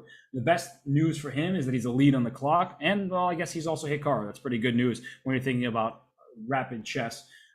But besides that, if we think objectively about the position, it is much easier, I would say, for Black to play. Queen f5, rook e6, h4, all these ideas come to mind. And for white, I got nothing for you. I really don't have anything. At some point, you may want to trade the dark square bishops because that could allow you to put pressure on the c file, but you would have to play a4. If you ever play a4, you drop your b3 pawn. So You're not even going to be able to do that. So queen f5. Now it's on Hikaru. The onus is on him to prove that he's not just going to face a vicious attack. He knows that playing f3 will lead him in a worse position. So Shuyi doing everything right thus far and playing great chess. Just, every move has purpose. And I have to say once more, I really like that move, bishop d5. And now after e takes f3, which isn't forced. You don't have to take en passant. I think the position is just better for black if you do. Black can consider playing on this side of the board as well. Why not? Look at these bishops. These are great pieces. And these ones, you know how we say bad bishops defend good pawns? Yeah, it defends a good pawn. It also doesn't defend. It attacks a great pawn that black has on e4. This pawn e4 is completely restricting white's pieces. So I can see the argument for a5, a4. Makes very clear sense. Do not go pushing this pawn to h4. First of all, white can take it, but just g4, kicking that queen back if that pawn goes to h4. No point in doing that. So will he take? That's the big question. And I talked about this in the game between Jose Martinez and Alexander Grishoek. Critical moments. When do you know that they happen? This is, for the second time today in this commentary, has been an en passant, because if you don't do en passant right now, you never are allowed to do it. So that is what is being considered right now, taking on f3 or not. And I like the look of it. I like the look of not doing it. What that means is that black is better regardless, and he does in fact take on f3. I like the clarity that comes with this decision, because you can just take this bishop on f3, control the e4 square. You still have ideas with h4 opening this bishop up, and yeah, I don't like this bishop on b2. It's just not a good piece. And it may not be that terrible for white. I'm not saying that white is lost. By no means am I making that claim. But it just isn't an easy position for white to play. And black's moves seem much more straightforward. So let's see. What is the next move? h4 played, and it's not rushed at all. He's trying to put pressure down this line here. And if g4, yeah, you attack the queen. But then this bishop is happily placed on d6 at a newly opened diagonal, and this bishop just isn't nearly as strong. One other thing that opens up after g4 is that f5 idea, is just to break open this side. It just feels like it's uncomfortable here for Hikaru. He is well ahead in the clock, and that's what he's going to need to come back in this game. He's going to need to put pressure on his opponent on the clock, because on the board he's not getting any pressure. He's the one who is coming under fire. So he's going to need to find something that is not tricky in the sense that just playing for cheap tricks or anything like that, but tricky in the sense that it makes black's life more difficult. You have to calculate several options instead of just having a clear path forward. So let's see what's going on here. No move yet. G4, not that enticing. I definitely wouldn't take on h4, but it is possible. I'm looking then at rook e6, rook g6, things like that.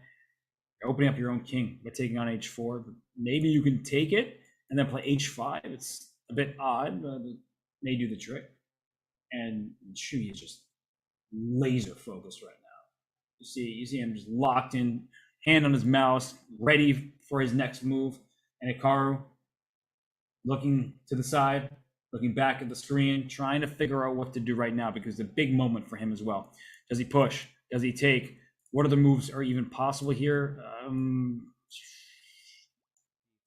It's like a queen g2, sort of forcing black to finally make this choice, but that's what we wanted to do anyway. And this would just be an improvement for black, because after rook takes f3, there's queen e4, and there's pressure on this g3 pawn. And yeah, I'm really liking the way this is looking for Shuyi. And Hikara deep in the think tank. Most of his time advantage still there, but it's been about cut in half. He was up 4 minutes, I would like to say, and now it's down to 2 and change. And he's going to continue to think, and it's going to just be easier for black to play. As I have been stating, I don't see a plan. Look at the square control that black has. E3 is under fire, but black controls the square in front of it, and that's really important. Whenever there's a backwards pawn, it means that a pawn cannot defend the square in front of that pawn. So if you try to look at the position, e3 is under pressure, and there's no pawn that can go back to d3 to help white push the pawn to e4. So it's just a position here that no clear plans for white. Black already putting pressure. I'm guessing based on time consumption that Hikara is thinking about taking on h4. Whoa, e4. E4, just giving up a pawn here? The evaluation bar did not change. So Black was already about a pawn ahead, if you look at it from that perspective, and now it's going to be a pawn on the board. But e4, bishop takes e4. Maybe there's bishop h5. Okay, that actually changes everything, doesn't it? Bishop h5, going for f7. So Hikara trying to find a tactical solution here. So bishop e4, bishop h5, and then bishop d3, rook takes f5, rook takes e2. Looks like you get this rook on e2, but then you get this rook on f5. Oh my gosh, let's show it. Bishop e4, bishop h5. You move the queen, you lose f7, then you lose an exchange because that comes with a check. Bishop d3, you hit my queen, I hit yours. He played queen g6 instead, but just to go through this variation, after rook f5, that if you play bishop e2, there's bishop f7 check, winning an exchange, but there's rook e2, because if you take this rook, you lose yours, and then Black ends up a pawn ahead. So that was a missed opportunity there for Shuyi. He probably was worried about bishop takes f7 check, but then the king can slide to f8 instead of getting checkmated. You put pressure here, you have pressure here, you have pressure here, there's pressure here. Black's king is not getting checkmated, and Black is actually in the better position. So instead, queen g6 was played, e5, and now all of a sudden, Hikara is going to claim an edge because his rook on f3 defends this pawn. So if you take, I take with the rook. This rook can slide over to f1, put pressure on f7 over here. That's a target. The bishop on d6 is losing its home, and that means c7 will come under fire. So e4 was a really interesting tactical try, and it was hard to work through. It's much easier when you have the evaluation bar off to the side. I mean, queen g6, a very logical move, just making sure that you don't lose this pawn on f7. And now we got to a position where, all right, I mean, what are you going to do about this bishop on d6? It's not hanging just yet because the queen on e2 is loose. That pawn e5 is pinned. So maybe Black has just the amount of time, and he does find c5. What a move by Shuyi here, trying to collapse White's pawn structure, because this is a pawn chain. And if I can remove your base pawn, e5 quickly becomes a target. So I like this decision by Shuyi, understanding that his bishop doesn't have to move. If this queen moves somewhere, I'm not sure, I'm just drawing arrows to get the queen out of the way, then the bishop does move, but the bishop can also retreat on this diagonal to keep e5 in its sights. The last thing you'd want to do is move your bishop to f8 and then allow pawns on d5 and e5. That seems terrible. So the bishop would like to stay in touch with this pawn on e5, and already you're trying to collapse the pawn chain. So we see the eval bar off the side says zeros. This is a position that can go either way, not just completely equal. It's a dynamic equality where White is now putting all this pressure on f7, Black trying to keep pressure alive in the center, and already f7 is under threat. So rook e7 play, defending the pawn, also importantly defending the bishop. Now bishop takes e5, bishop e5, rook takes f7. That's bad news for this king on g8. So what other moves come to mind? I'm already thinking about move like b5, but then you might just take the pawn. Yeah, you get the central pawn, but White's a pawn ahead there. hg3, rook g3, I'm not really buying that. And if pawn takes c5, you can't take with the queen because bishop to b6, but I would leave this pawn on c5, right? I don't like the look of this queen on c4, rook, all of this pressure down at the Black king, and now pressure on the clock because Black is under a minute and 40 seconds. Okay, with a 2-second increment, the move played, now back up. A queen snaps up this h4 pawn. I didn't even see that was hanging. Wow. dc5, queen takes h4, and now it's +2. So that is what Hikaru does. He finds tactical measures to solve some huge issues in his position, and she did not have enough time. He didn't react properly, and now he just lost a pawn. So queen c4 back, e5 is hanging, but so is f7. That's why the queen went to c4. So do not play bishop e5, because bishop e5, rook e5, rook takes f7. Now Black's king is in big trouble, and Black is down one pawn going on 2. So what else can be played here? Maybe like a rook d7 move, because that does open up the threat of this pawn e5. Also, the rook on d7 is on an open file, so can't complain too much about that. So I like the look of rook d7 right now. c5 you can't capture, because anytime you do, you walk right into a pin, you lose your queen.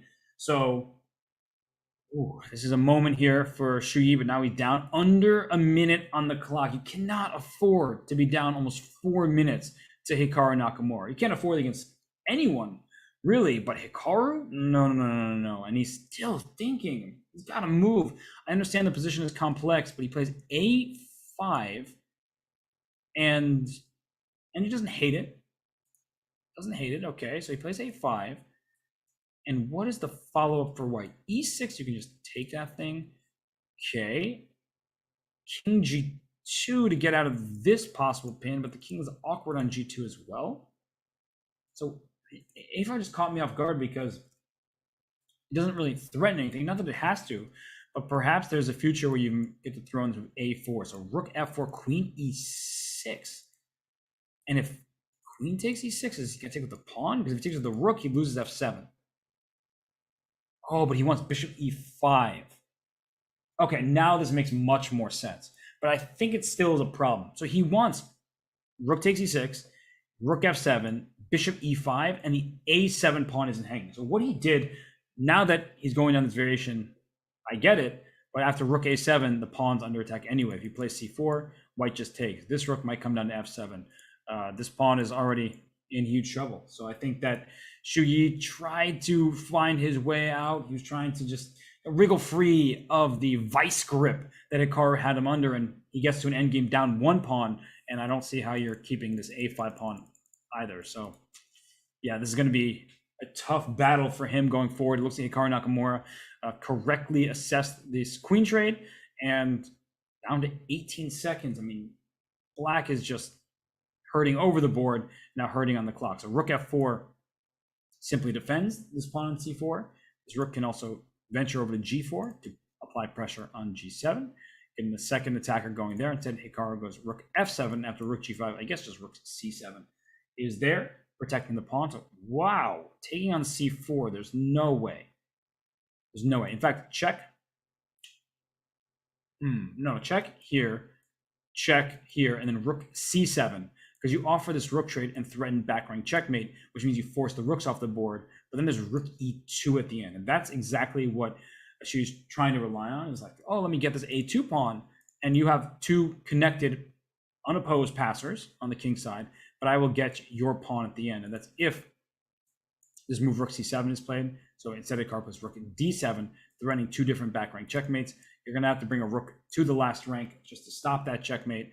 And he brings this rook because otherwise A5 was falling. And now the end is near. Plays his rook back to D2 just to defend the pawn. And 2 passers, king can go up to G2, start pushing your pawns. There's all these back rank checkmates still against this king. So H4, there might be rook C2, which is why A4 was played. Really nice move by Hikaru. So rook C2 just allows a trade. Rook comes to E5. You cannot bring this rook off the last rank. And because you can't do that, it means that white has absolutely nothing to worry about. Here's rook D7, check, and mate is the immediate threat. Check can be played at any moment. But you don't need that. It's not mandatory. So rook D3.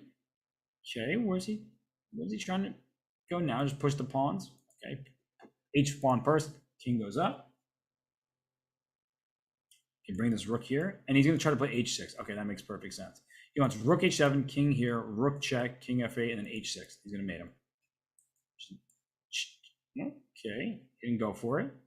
Still has it. Check, and it's mate. Rook H7, rook G, other rook to G7, and checkmate. Nicely done. Hikara Nakamura.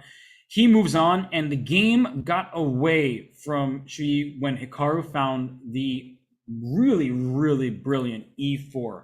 Objectively, when you look at the eval, it really hasn't changed. It looks like black can just steal a pawn. And first, I didn't even realize he was trying to go bishop H5, but he distracted the bishop from F7, which is a very important pawn. The bishop was covering the square. So now bishop H5 becomes a threat. And with the eval bar on our screens, even if you don't have the move in front of you, you can see black is doing well. How is black doing well? If you move the queen, you lose F7 with check, you lose the exchange. That's no good. But bishop B3, rook takes F5, and not bishop takes E2, which is like the more logical choice since the bishop is here, but that would just drop in exchange. So that's bad. You have to see that rook takes e2 as possible. And after bishop f7, you do not bring your king to the h-file where you're about to go and get checkmated or close to it. There's bishop h7, but this is just bad news.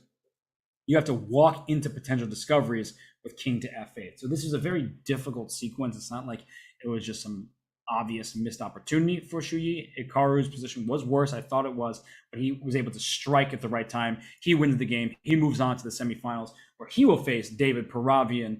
But before we get into Nakamura Paravian, we will have the left side of the bracket that you see on screen here. Dmitry Andreikin, the #1 finisher of yesterday's Saturday Swiss, will take on 4th seed Jose Martinez. So it's been chalk thus far. 1, 2, 3, and 4 are going to the next round. But then we will see if that continues when Dmitry Andreikin takes on Jose Martinez after this short break here at the Rapid Chess Championship presented by Coinbase.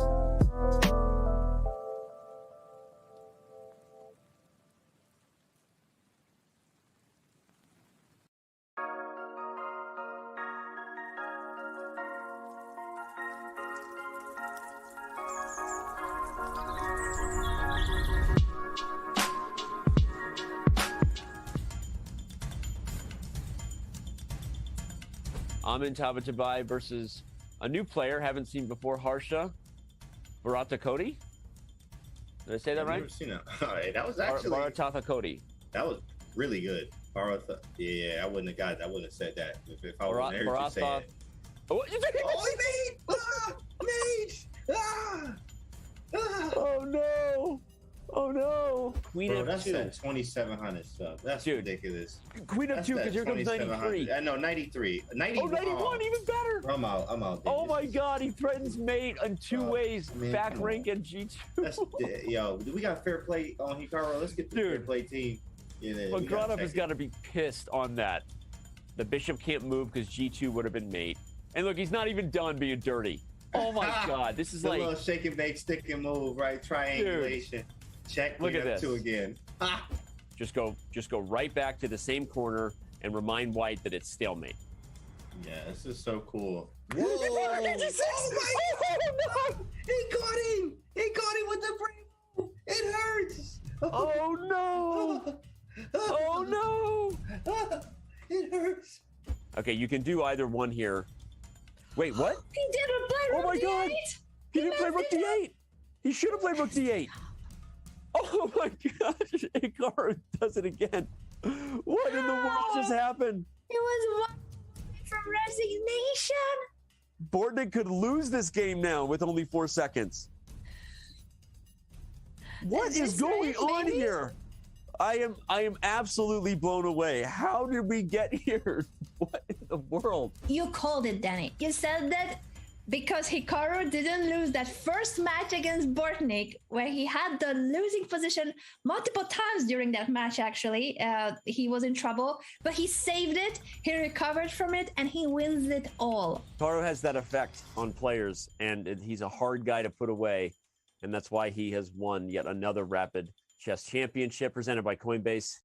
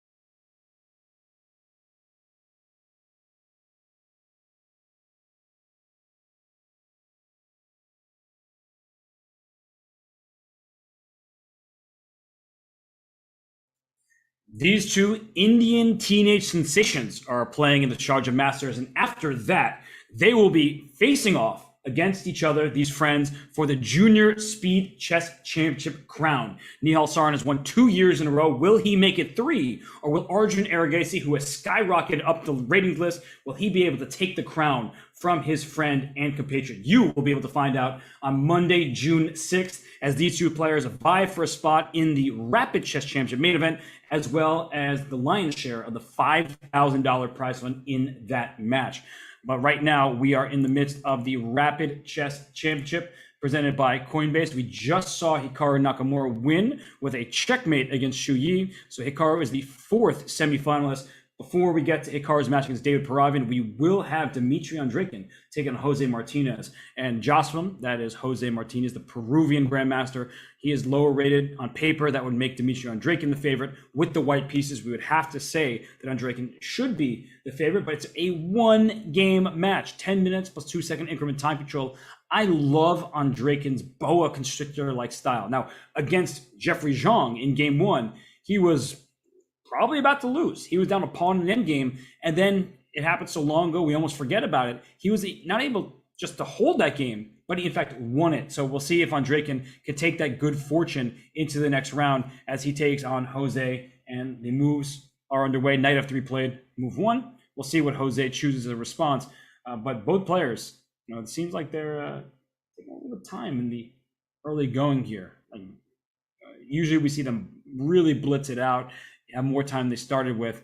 But right now, I guess they're just trying to get their feet beneath them. And we see that Jose takes Jeffrey's approach. This is the exact start of that game, but instead of G3, Dmitry had played D4. So we see a more closed position in that game because that one opened up as Andreikin was able to strike with D4. Here he says, let me just fianchetto my bishop. Will he be able to play B4? That's one of the big questions. He does play B4.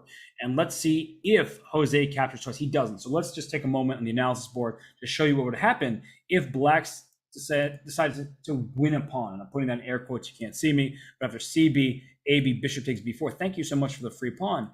Then you see knight takes E5 happen. And after knight takes E5, there's queen A4 check, as well as check to the bishop. The knight comes back to C6 to defend, but after bishop C6, pawn C6, queen takes B4, even material, bad pawn structure, very healthy pawn structure for white, and a much better position for white. So that did not happen. Instead, we saw F6, protecting the center. We see both sides castle, and white plays D3. So we're at the live position. I would say, as you try to assess what's going on, we have the evaluation bar off to the side. So that should be helpful in suggesting that black is smidge better, but that's not how we should be approaching this. We should look at what's going well for each side, where we want to see improvements, what pieces could land on better squares. We love this bishop on G2. The fianchetto bishop is very strong, unopposed in the diagonal.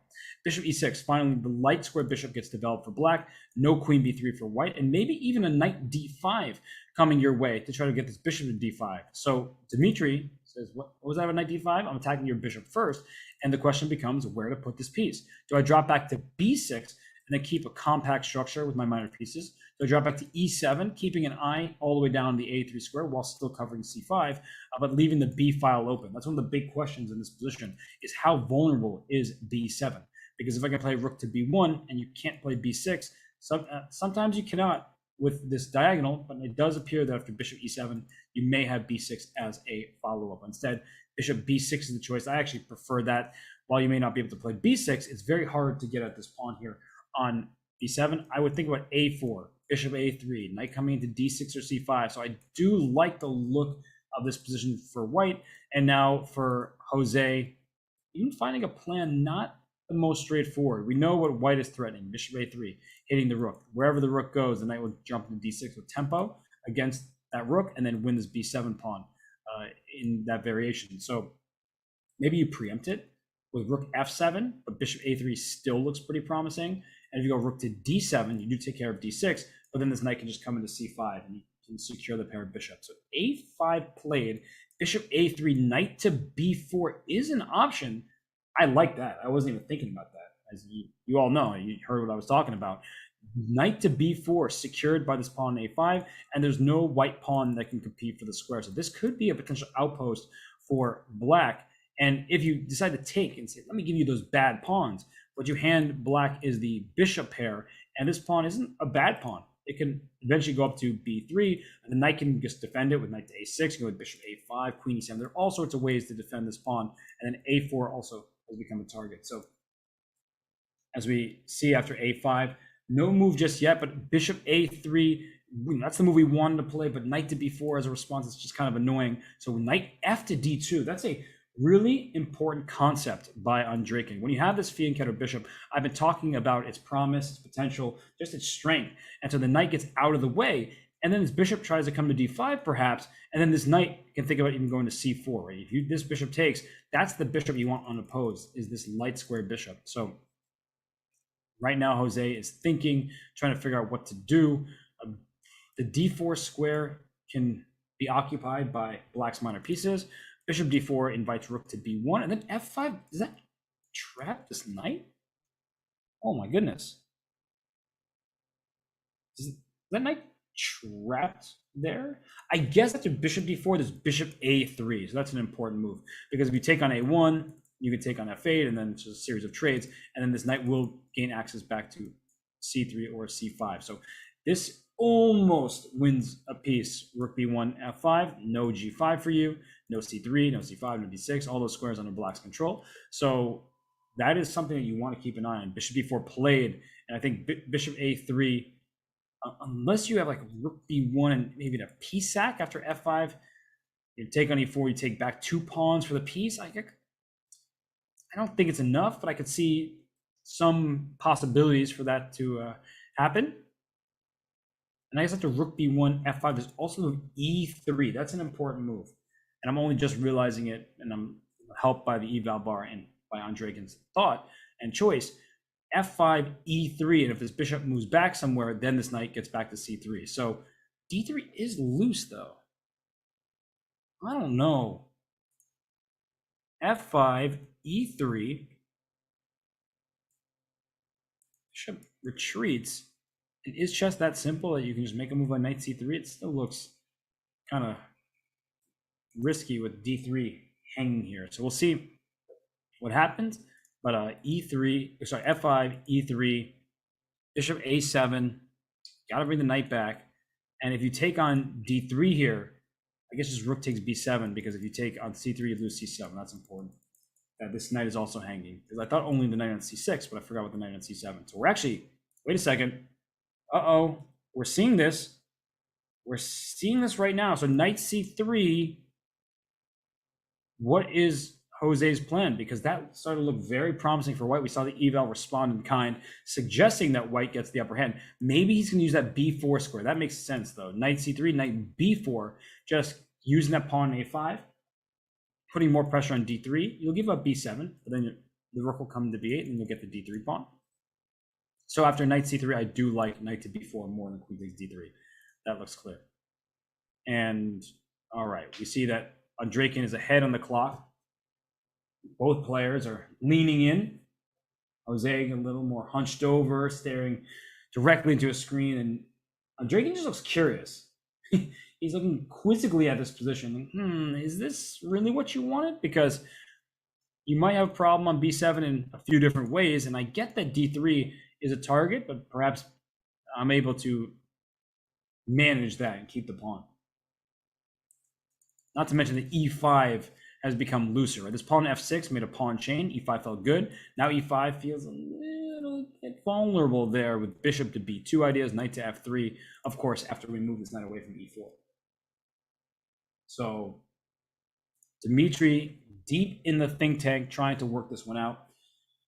I think he'll play knight c3, but the fact that he's considering the position, he could play rook takes b7, and after pawn takes, bishop takes e4, threatening this knight, putting pressure on h7.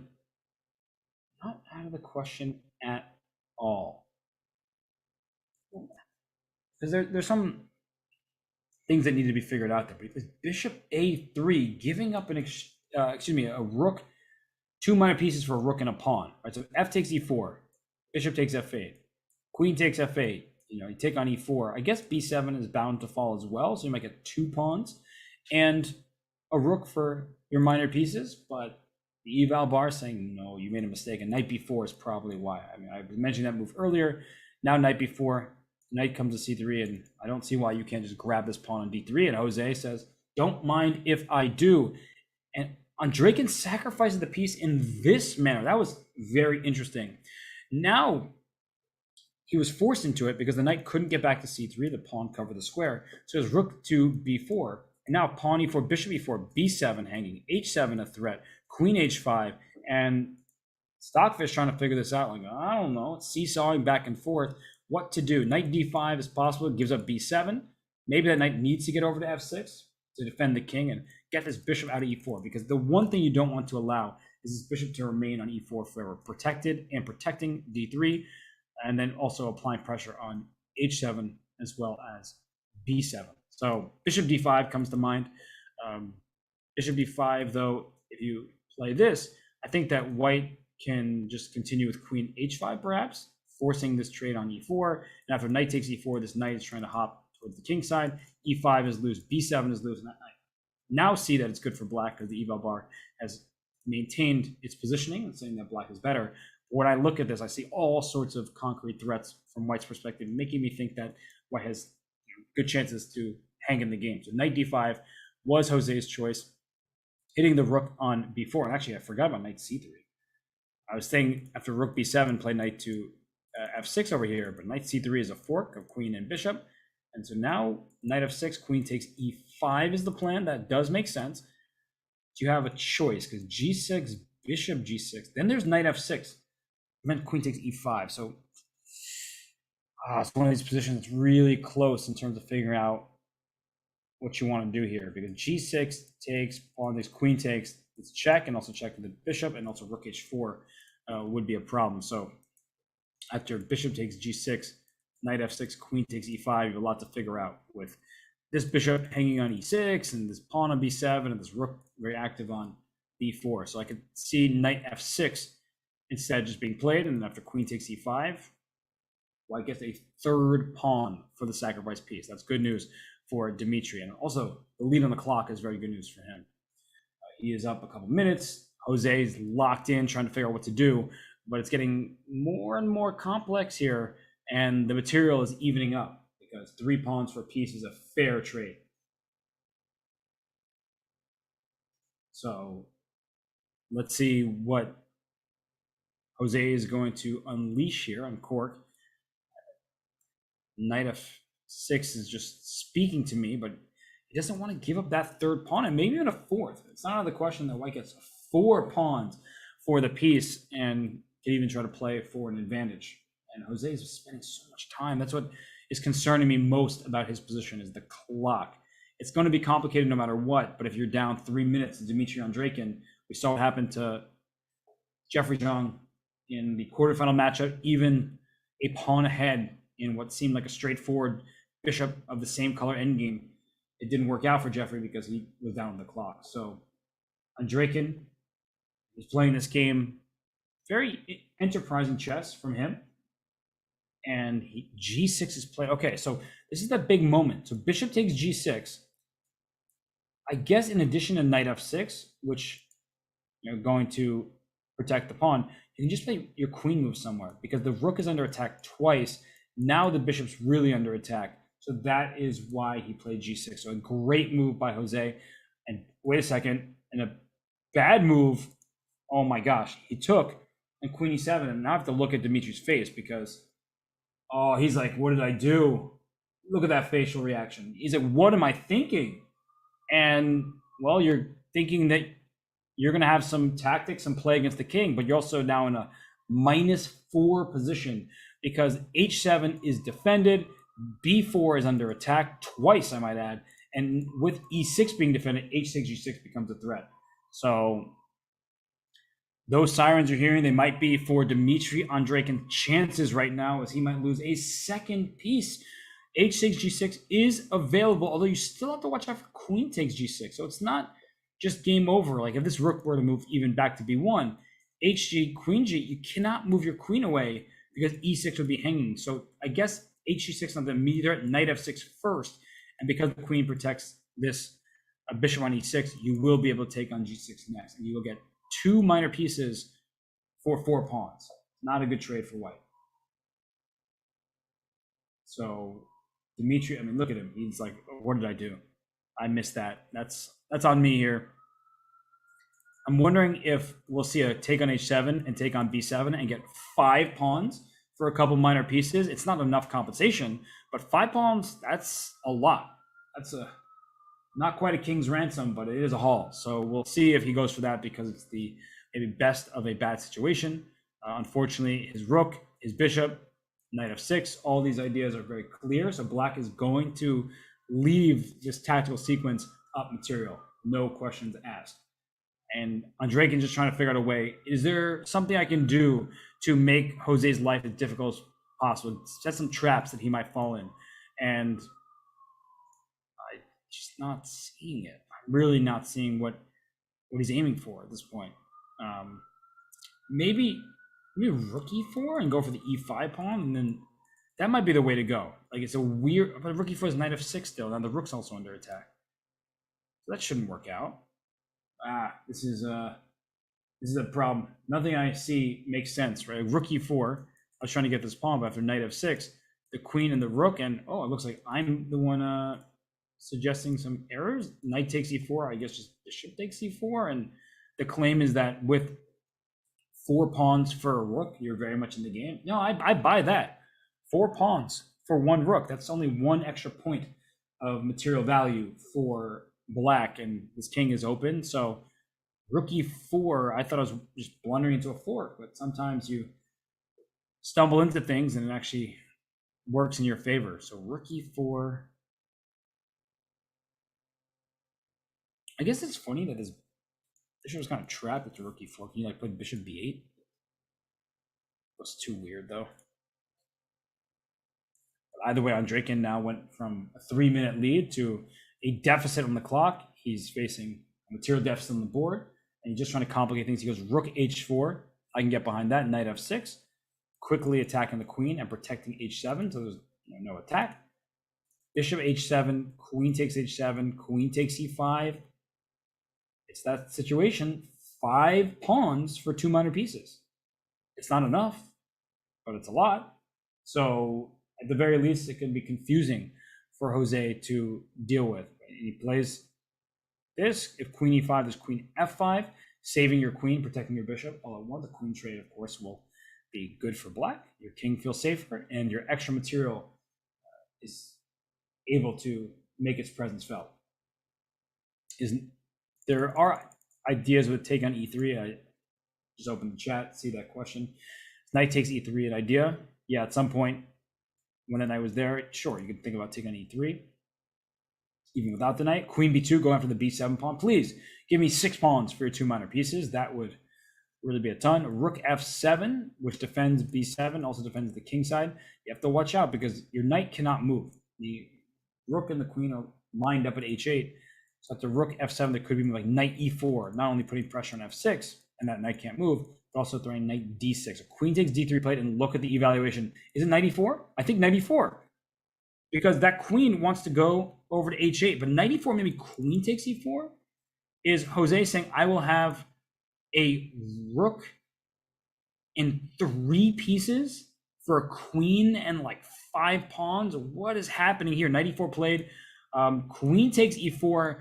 I feel like once these trades happen, white is going to run out of attacking pieces, and then black can coordinate and just win the game. But queen takes e4, not knight takes e4. I don't like the look of knight takes e4, allowing queen to h8 check, or rook h8 check, and queen takes b7. Things like that could spell disaster for black. So queen e4, rook e4, knight takes e4.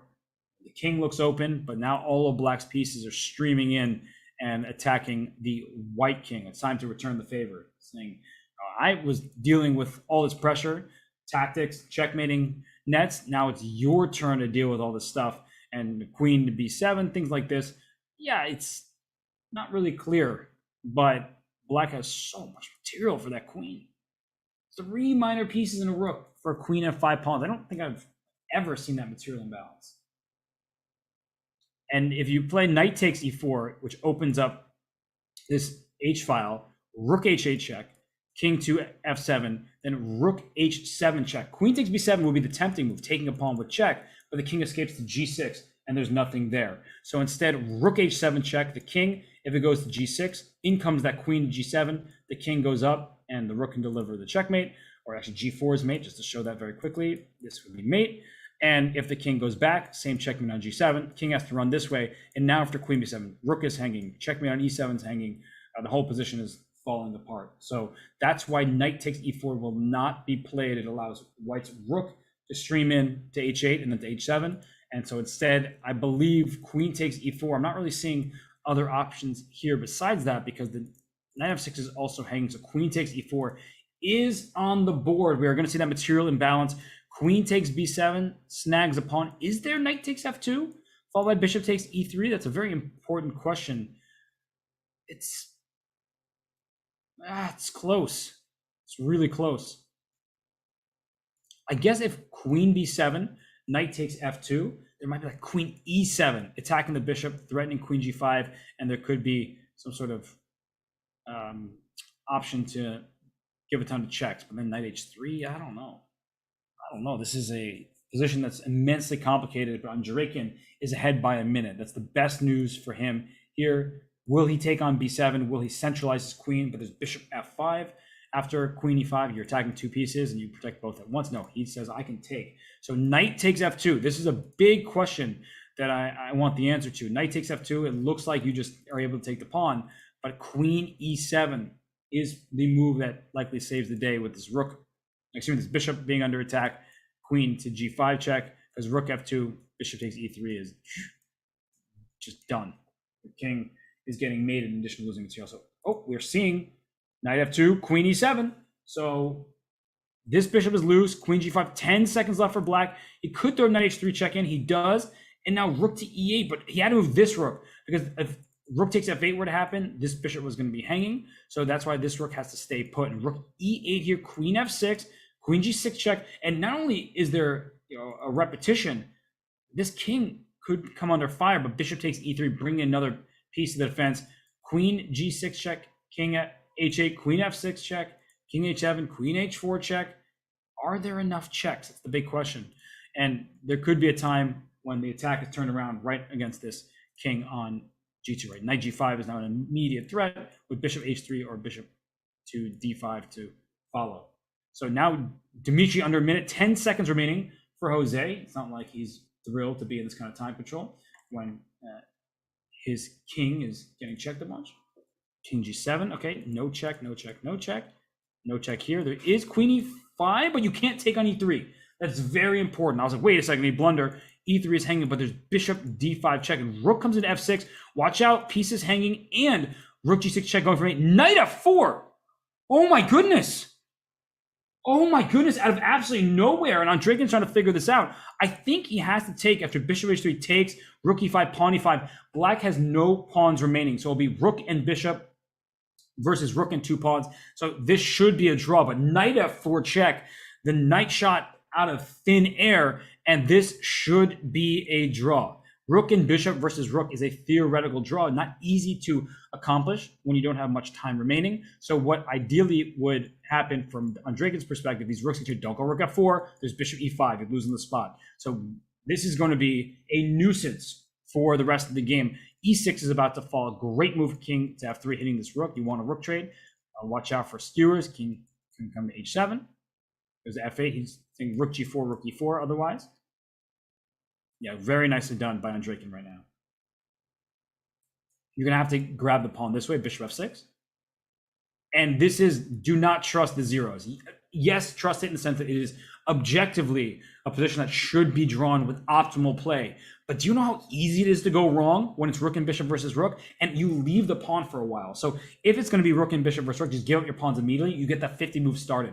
But look at Jose. He's going to leave this pawn, I believe. Well, his king can go around. He's going to try to figure out how to go king g6, and have rook g4 check, bishop g5, and try to bring his king up king f5 now.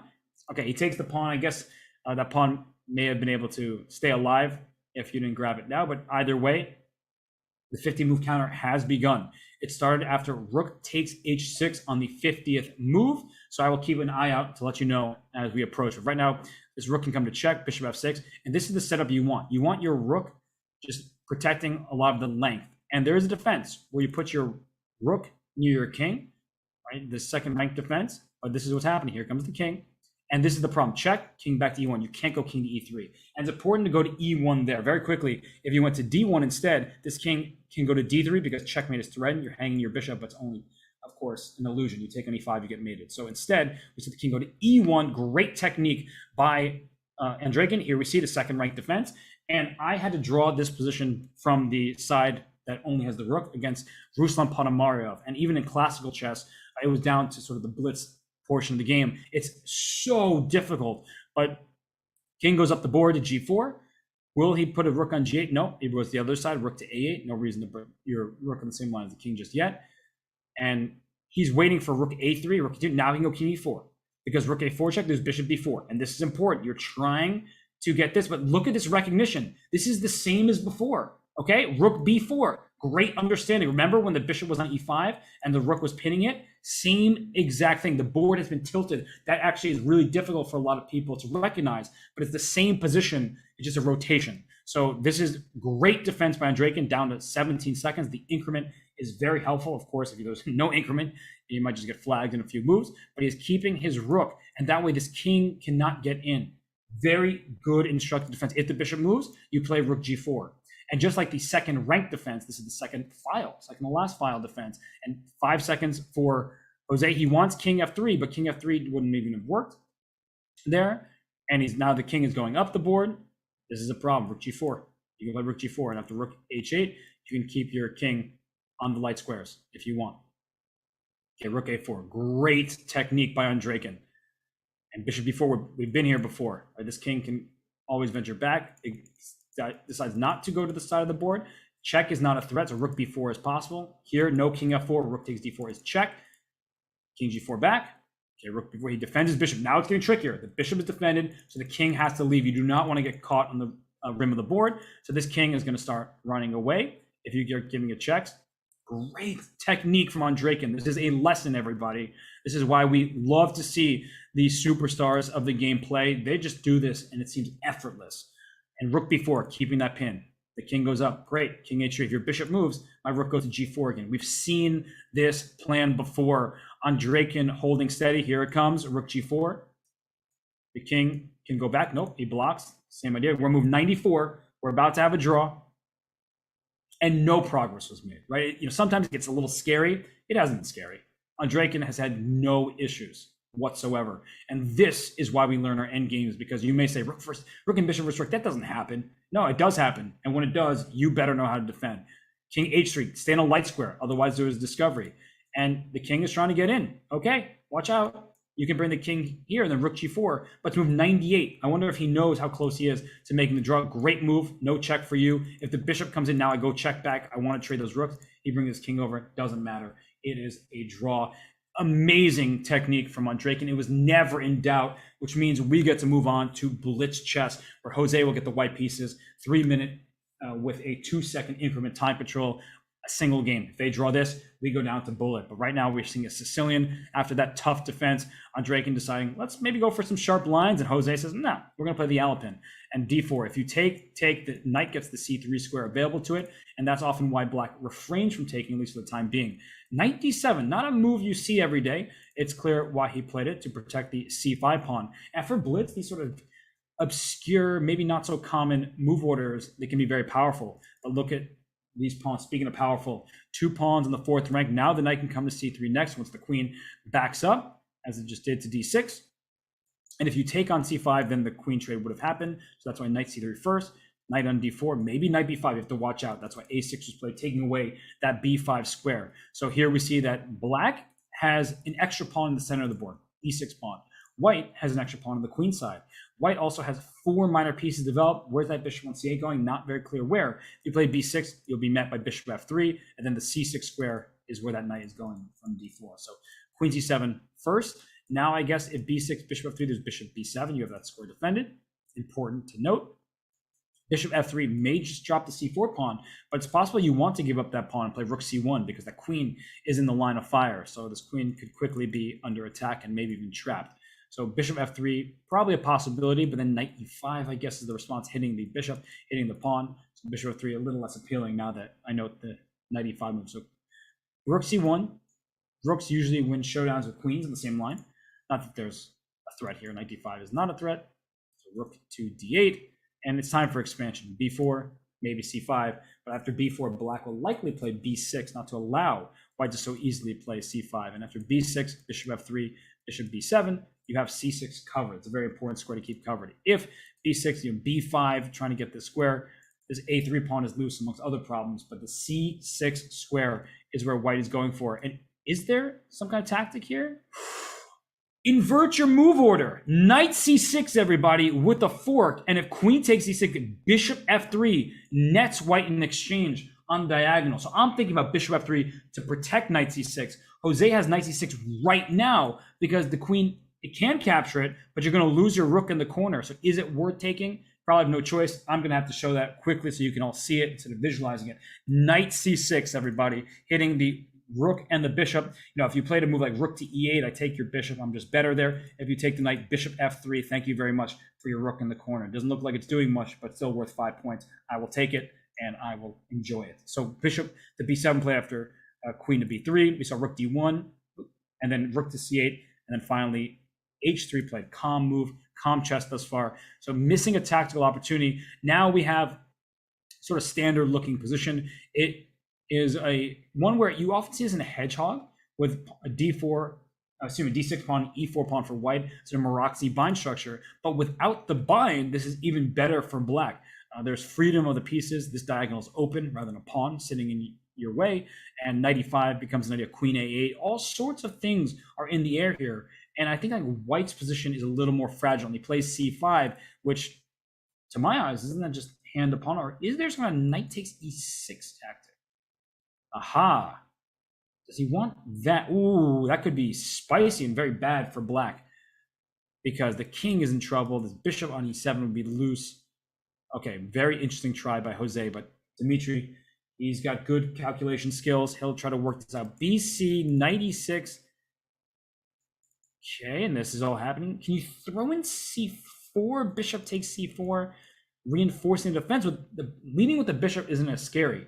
What white is hoping for is queen takes e6, and you see the evaluation start to change. King f8, bishop c4, and there are checkmate threats on this diagonal, right? Knight e5, bishop f4. Ooh, gosh, this is scary in all directions over here. Nope, I'm not drawing the arrows correctly, but you get the point. So we see c4 thrown in, and after c4, bishop takes. Now you take, and the king can tuck itself in the corner. Very nice sequence because the e7 bishop was hanging when the queen was on e6.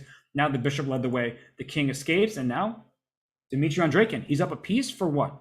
For a couple pawns? Okay, there's some compensation there. Not the end of the story for sure. There's a pin here. There's pressure. The king is in the corner. If you could get some kind of sacrifice going, maybe you have some chances. But look at this by Dmitry Andreikin, queen e5. Great decision making by him.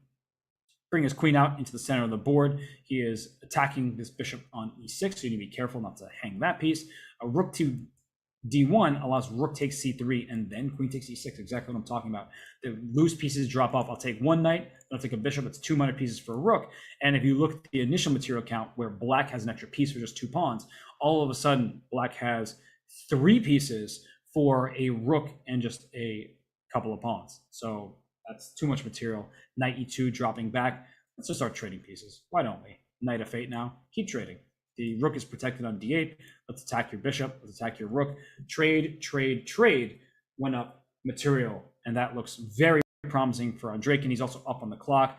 He is playing this game perfectly at this point. So after Jose missed knight c6, sometimes opportunities, they only come once, and he missed that shot with knight to c6. It was not that obvious. It wasn't on his radar. Like, of course, he wanted to get to a knight to c6, but in that moment it was hanging, but it was available. And now, yikes, here come the diagonals. Here, there's just a mating attack with queen to h2. If you play g3, welcome that queen to the next diagonal, and that just be a quick knockout. So unfortunately for Jose, he's doing his best. He's trying to fight the last move of this game, but yeah, he's in some big trouble right now. And Dmitry Andreikin, he's made some speculative decisions in the RCC knockout today, but they've been paying off. And, ever since he survived that endgame against Jeffrey, it feels like he's gaining a little bit.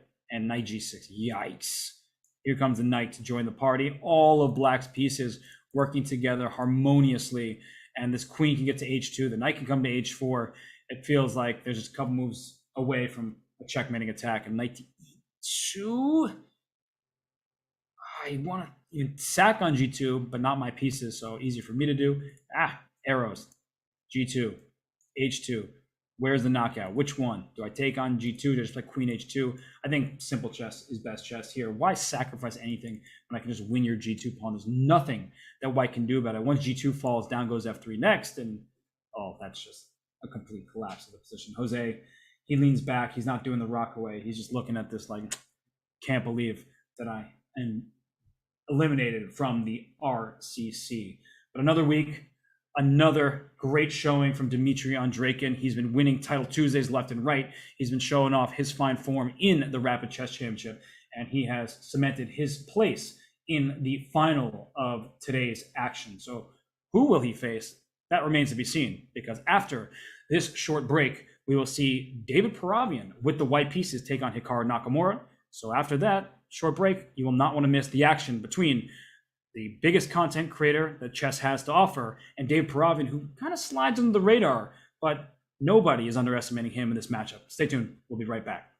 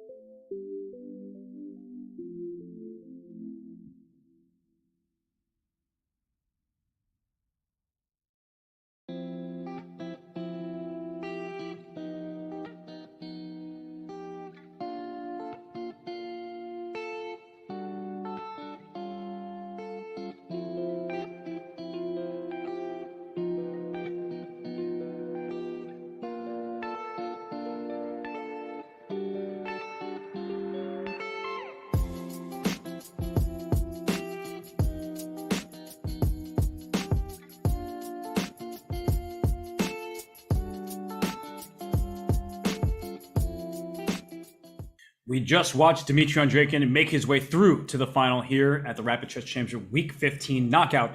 Hikara Nakamura would love to do the same, but in his path is Dropstone DP, David Paravian. And Paravian is one of the most solid players we have in the Rapid Chess Championship. He plays his beloved, it's not going to happen, but after e5, he plays a beloved 4 knights every single game. Say we have a Caro-Kann, all pawns, no hope, according to the Queen's Gambit, but according to Hikara Nakamura, a worthy opening. And what are the themes in this position, especially in the advanced variation of the Caro-Kann, where white has this pawn structure d4 and e5, similar to the French defense in the advanced variation. You may want to play c5. Now, there's a big difference. The bishop's out on f5 rather than a home on c8. That sounds good, right? Why would I want my bishop back on c8, staring into all my pieces? But it becomes a bit of a target. So even in the event of c5, cd4, sometimes you just take with a knight on d4, and this bishop on f5 is under threat. So a4 played by Paravian, queenside expansion. Maybe he'll play a5. Well, after c5, he needs to look at his center before he touches that a pawn once more. And this often gets explosive with c4. I'm not going to pretend to know the theory. I'm throwing out possibilities here. And after c4, cd4, White plays knight takes d4, and exactly what I was talking about before. This bishop on f5 can quickly become a target, and this king on e8 can get caught in the center. So you need to think carefully before you just go pawn grabbing, because in these types of positions, knight takes e5, give me that pawn in the center. That looks really good. After mouse slip, sorry, cd5, this bishop is coming to b5 with check. You think, oh, I'll drop my bishop back to d7. No, you won't, because I can take your bishop on f5 and play bishop b5 check, and you see the evaluation going sky high for white, despite black being up a pawn and it being early in the game. So c5 is step one. After c4, you're not really afraid of anything just yet, but white is just trying to then get the knight out to c3 and increase the pressure on the d5 square, because c4, if you quickly take on d5, that knight gets to come out. These bishop and knight combination, they're fighting for the same squares. So the bishop on f8 stuck at home as long as that knight sits on e7. So that's why this knight would like to get out to d5. So in the event of c4, maybe you can take on c4. It looks like opening up lines with your king in the center, not ideal, but you can probably get away with it for the time being. But then I would play knight a3 and try to take back on c4 with the knight, and then get the knight all the way to d6. So it's wishful thinking, obviously. You're not going to allow me to do all that. But in line with what I've been talking about with realistic dream squares, unlike in that game between Jocelyn and Grishoek,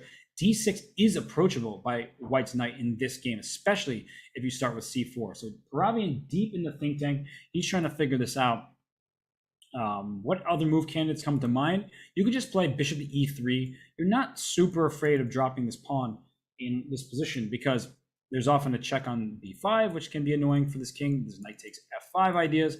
So bishop e3 is an option as well, but I typically don't like seeing c takes d4 happen and then I can't take back with my pawn. So c3 is a third and maybe the most natural continuation here, just keeping the pawn chain alive. But Paravian thinking so much that I figured he was about to play c4. You don't really think forever, then play c3. It's a move you play in 2 seconds. So he realizes that it's justified, that his center is not just collapsing everywhere, he's not losing a pawn, and now it's Hikara's turn to think. And we see Hikara, he's pondering, what's my next move going to be? Not easy. Let me look at this tension.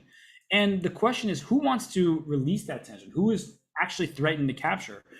Is d takes c5 a threat? Is c takes d5 a threat? Well, cd5 doesn't matter because dc4 happened. And now I'm looking at knight a3, knight takes c4, as I mentioned before. That also makes the e5 pawn feel better. It's protected by that knight coming to c4, and the knight is looking at the d6 square. So Paravian thinking, twirling his hair, typical chess player reaction during the games, but he's trying to figure out what to do going forward. And the best thing about Hikara's play this far, moving quickly, playing all these natural moves, and Paravian, yeah, that's not a move I really like. It's not like his position is bad, but you had to move your same piece a second time. It looked nicer to get the knight involved. And now after c takes d4 and knight to c6 and things like that, the bishop does get out. And you kind of wish that pawn could go back to a3. The chess.com game not allowing me to do that because pawns do not move backwards. And the b4 square could be black's for the taking. So bishop g4 played. Things are getting spicy here. This d4 pawn might collapse, and then e5 is going to fall after that. So what can Paravian do? That move, bishop g4, wasn't loved by the engine there. Knight takes e5. Is that even a threat? Because knight takes e5? After bishop takes bishop b5? I guess it is a threat technically. What I'm trying to point out is this king is caught in the center. So if I make a move like bishop g5, then knight takes e5 ideas won't be a threat. So I'm just trying to figure out how quickly this center is about to get collapsed and if it's going to work out for black or if it's a mistake to think you're getting away with all that stuff. So wait a second. Oh, I don't know if it works. I think it does. d5, you can't take on e5 because knight takes e5, and after bishop takes d1, you bishop b5 check. And this is the problem when your king is in the center like this. Your king is getting caught. So knight c6, I take, and now I'm throwing c7 check. If you go king e7 to avoid all these checks, I take on b7. Now your rook's under attack. Knight c6 is a nasty fork. Your bishop on d1 is loose. White takes all the material on the board and wins this game. So d5 is available right now. If you take on d5 with the pawn, then you play bishop takes d5, and now bishop takes f7 is a serious threat, because then I have knight g5 to follow, and your bishop is loose. You think that you're pinning me, but it's not an absolute pin. It's a relative pin. When it's a relative pin, that means a piece of more value is behind it, but it can still move. When it's an absolute pin, it means a king is behind it, which means it cannot legally move. And in this turn of events, if we get this position, I don't know. I've given black the bishop pair, but b7's under attack. f7 is a potential target. It feels like with the d file being open, there's some play for white. So I don't love the notion of giving up a pair of bishops, but it feels justified completely in this position. So d5 is now what I'm looking at. I first thought of it as a way to show you that knight takes e5. Just because the piece is pinned doesn't mean it can't capture back, but it also looks very reasonable from a strategic point of view of opening up the position against the black king that's still in the center. So d takes c5, knight takes e5, knight takes e5, bishop takes d1, that kind of thing has to be considered, but instead we see knight c6. Smart, quick move from Hikaru. e5 is threatened a bunch of times. Bishop takes f3, followed by knight takes e5 will also be there for black, and white center collapsing. White center is in some serious trouble. You need this knight to e4 like yesterday. That knight can get to e4 and d6. The game is favorable for white, but knight to d2, knight takes e5. One of these knights take, and yeah, it feels like if e5 falls, black is not really upset about how this game is going. And Paravian, by the way, down to 3 minutes and now 45 seconds. He's down the clock by over 5 minutes to Hikaru. So Paravian, he's playing too slowly. He needs to think, he needs to calculate. But that's what Hikaru does. Even when his position may be slightly worse, he puts pressure on you on the clock. And in this game, it's just the opening stages. He hasn't really done anything too major. But in that first game against Shuyi, there he had like a questionable position from the white side, but then he flicked in that e4 move, created a tactical complication, and because his opponent was down the clock, it made it a really justified idea and a good choice for him. So Paravian, I mean, the guy is about to be playing blitz chess with under 3 minutes, while his opponent's playing a rapid game with 9. So that's not the place you want to be. Where you want to be, as mentioned, is this knight to e4. There is the potential for playing b4. It gives up the pawn directly, but it takes time, right? And you're distracting some of black's pieces, maybe bishop e2, and then this knight is going to eventually go knight c3 into e4. But if I do that immediately, I see my pawns dropping. So at least I can attempt to distract black's pieces, he says with no confidence or certainty whatsoever.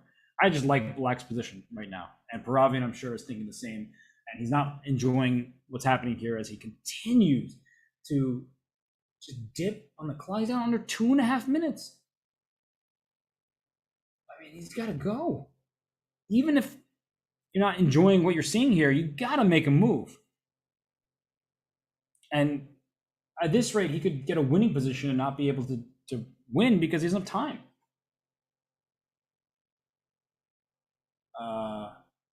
I see that Paravian's like moving, at least his face and his body, but he's not moving over the board. He just breathed a big old sigh, like, this doesn't look great. He decides on bishop b5, so he's pinning the knights, and that makes perfect sense. Do not take this knight pawn e5. You take with the d knight.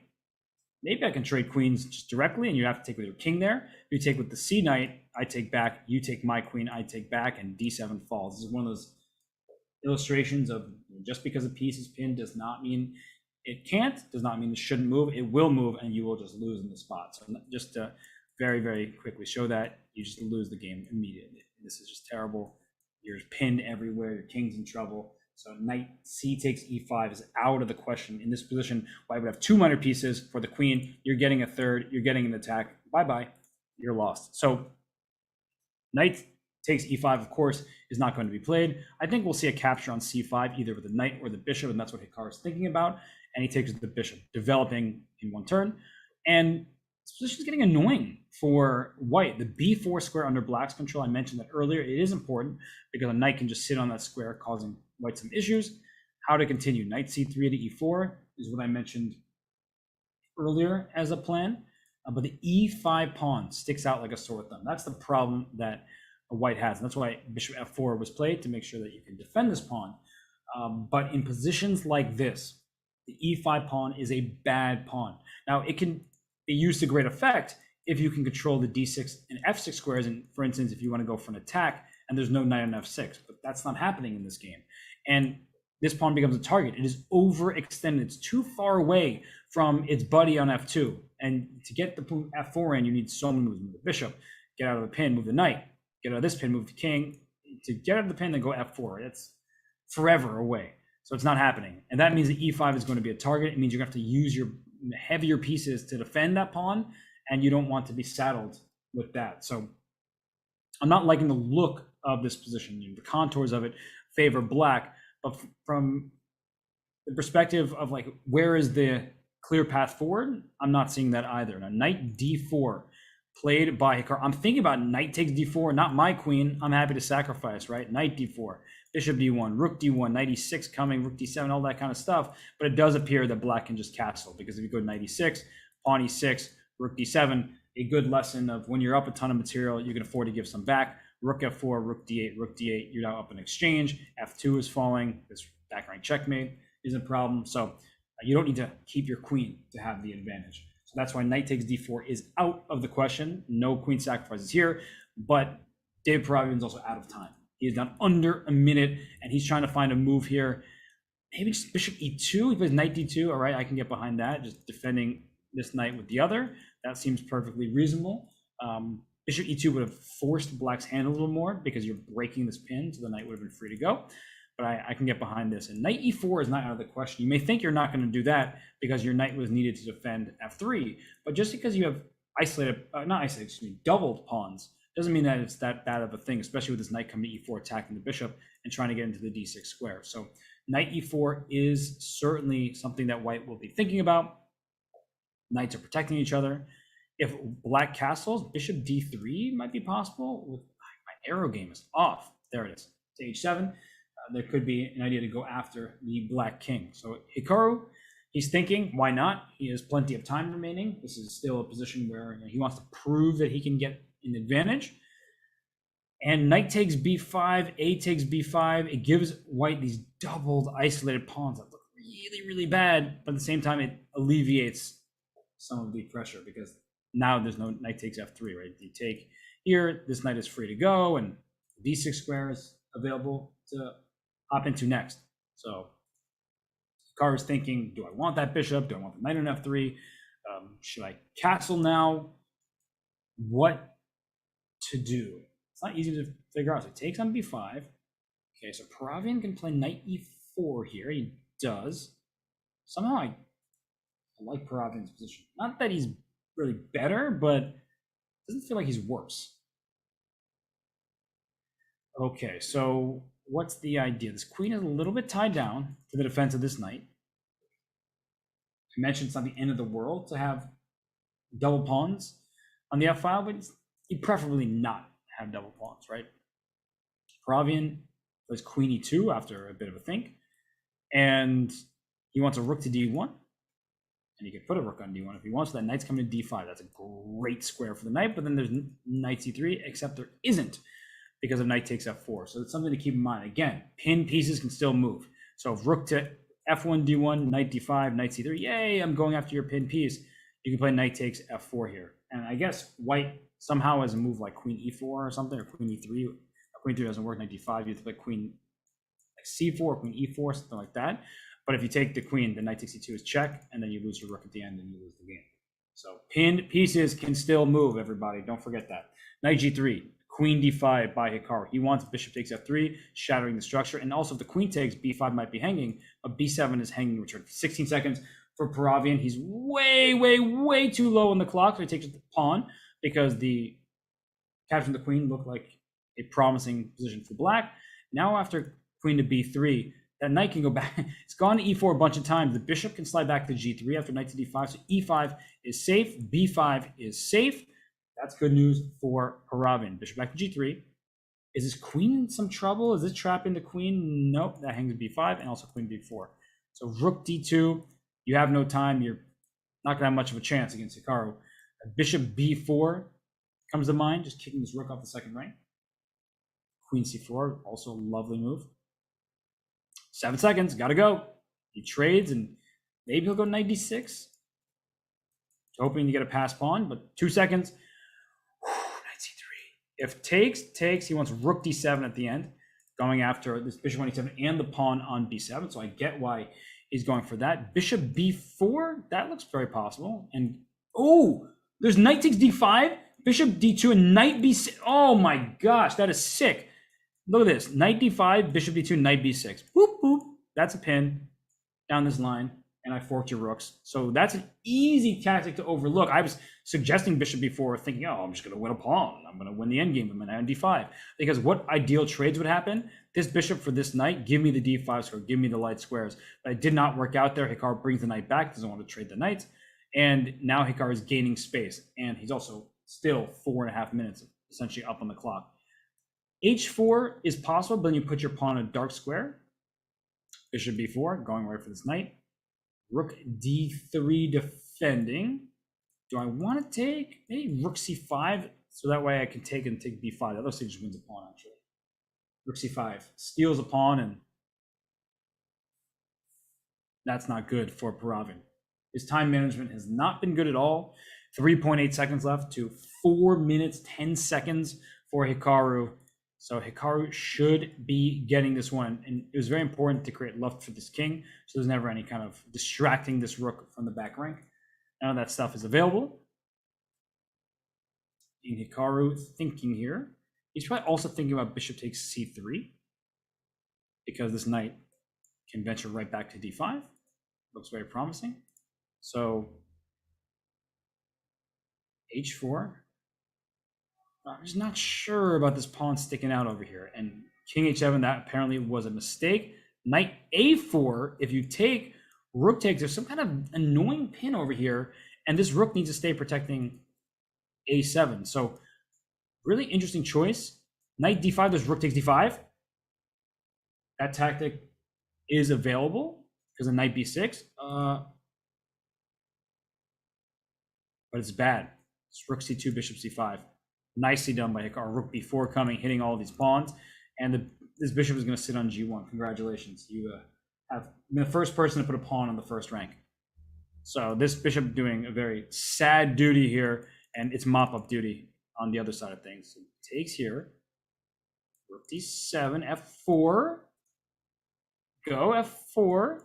Think about f5. Okay, well now no f4 for you. Bishop back. Play bishop d4 to go after the pawn e5, and f4 is available. The problem for black is the king needs to stay protecting this pawn. So just moving his pawn off the board here. d3, why not? Keep pushing. I mean, this is such a bad piece. It is really hard to look at this bishop on g1 and still consider it a bishop. 2 seconds. King e4 played. f5 check. Oh, speaking of f5 check, but that was a mistake. It was somehow a mistake. Because there's going to be f5. Oh my gosh. There was after. Wait, that was a big blunder. So they're blundering or making mistakes back and forth. But rook b5 with 3 seconds left. Nicely done by Hikaru.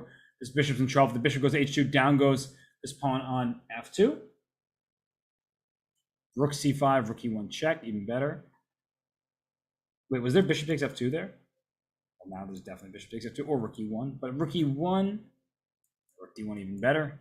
The pawn is defended, and you can promote and then bring your rook back to h1 and win h3. This is not let me keep my bishop. Just great play by Hikaru here. And Paravian had one chance because Hikaru was playing quickly. He was, of course, trying to find the optimal moves, but he was playing in no small part due to Paravian's time. So f5 check played by Hikaru instead of f5. Black could have started with rook b1. f5 check does look scary, so I understand why Hikara didn't want to allow it. But the king could just drop back to h7, and after that, the same idea happens with b2, and you're going to go promote. And actually, I can show a fun line here, where if bishop h2 to save the bishop, after b2, king f3, it looks like you're saving everything. I was wondering if bishop takes f2 was possible in these positions, and apparently not, because after here, rook h1, oh my gosh, there's bishop g1. Oh, that silly bishop actually saves the day. But I was thinking, oh, just typical. You take my pawn, I take your bishop. It's a skewer. Or I threaten to promote. Bishop g1 was there for white. But I guess this position, instead, just bishop d4 like in the game, and you move the rook and you go promote. So that was available. But after f5 check, after takes, the move f5 for white was needed. And the reason why is bishop h2, bishop e5 becomes a threat. And if you play rook to b1, like happened in the game, here comes this check, and this pawn is being hunted from behind. So one last opportunity from Paravian. He didn't have time to calculate things. Fair result, I would say, when all is said and done, because Hikara just played quickly, confidently, and well, and he moves on to the final of today's Rapid Chess Championship knockout portion. This is presented by Coinbase, and the final coming up is Dmitry Andreikin versus Hikara Nakamura. You will not want to miss that matchup. It is between two heavyweights, so stay tuned. We'll be right back.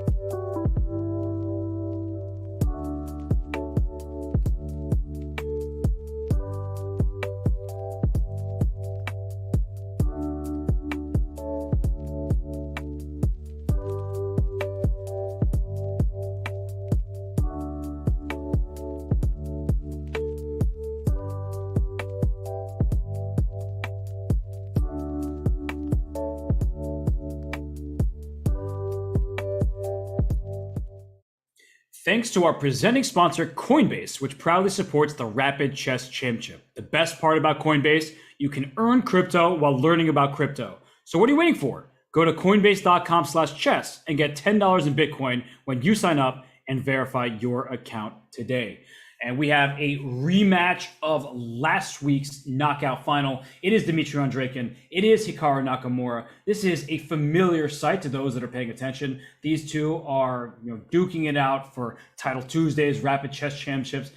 You name it, they're likely there. And we'll see how this one goes, because a week ago, Hikaru ended up on top. Now Andreikin with the white pieces, the first move advantage. We'll see what he opts for. He's been playing these knight f3 setups, calm chess.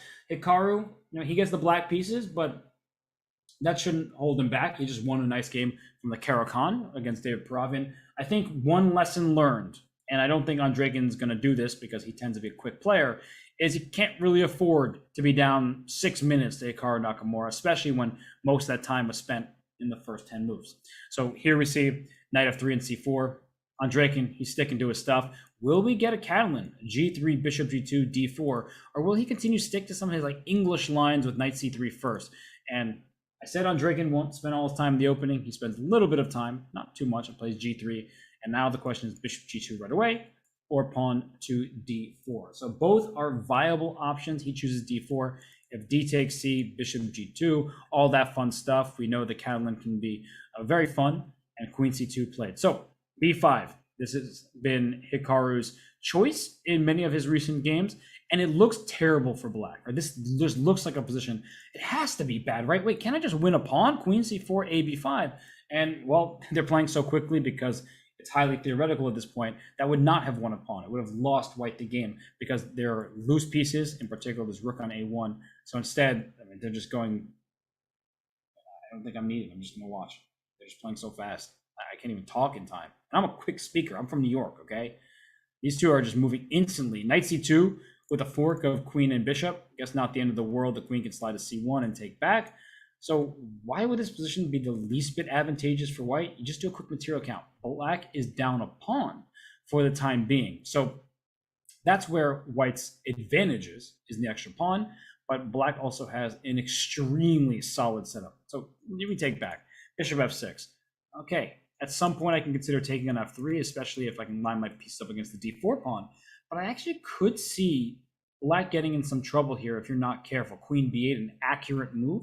There are going to be positions, especially queenless positions, where you can take on f3 and get into an opposite colored bishop ending. Yeah, white will be up a pawn, but Drawish tendencies are in that position. So queen b8, a nice move by Hikaru. He has more time than he started with. I think that's what you call high-level preparation.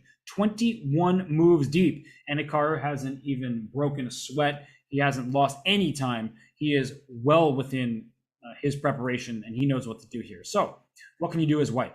You can play e3, because if queen takes f4, you don't mind doubling your pawns, capturing towards the center, and then try to bring your knight to e5, things like that.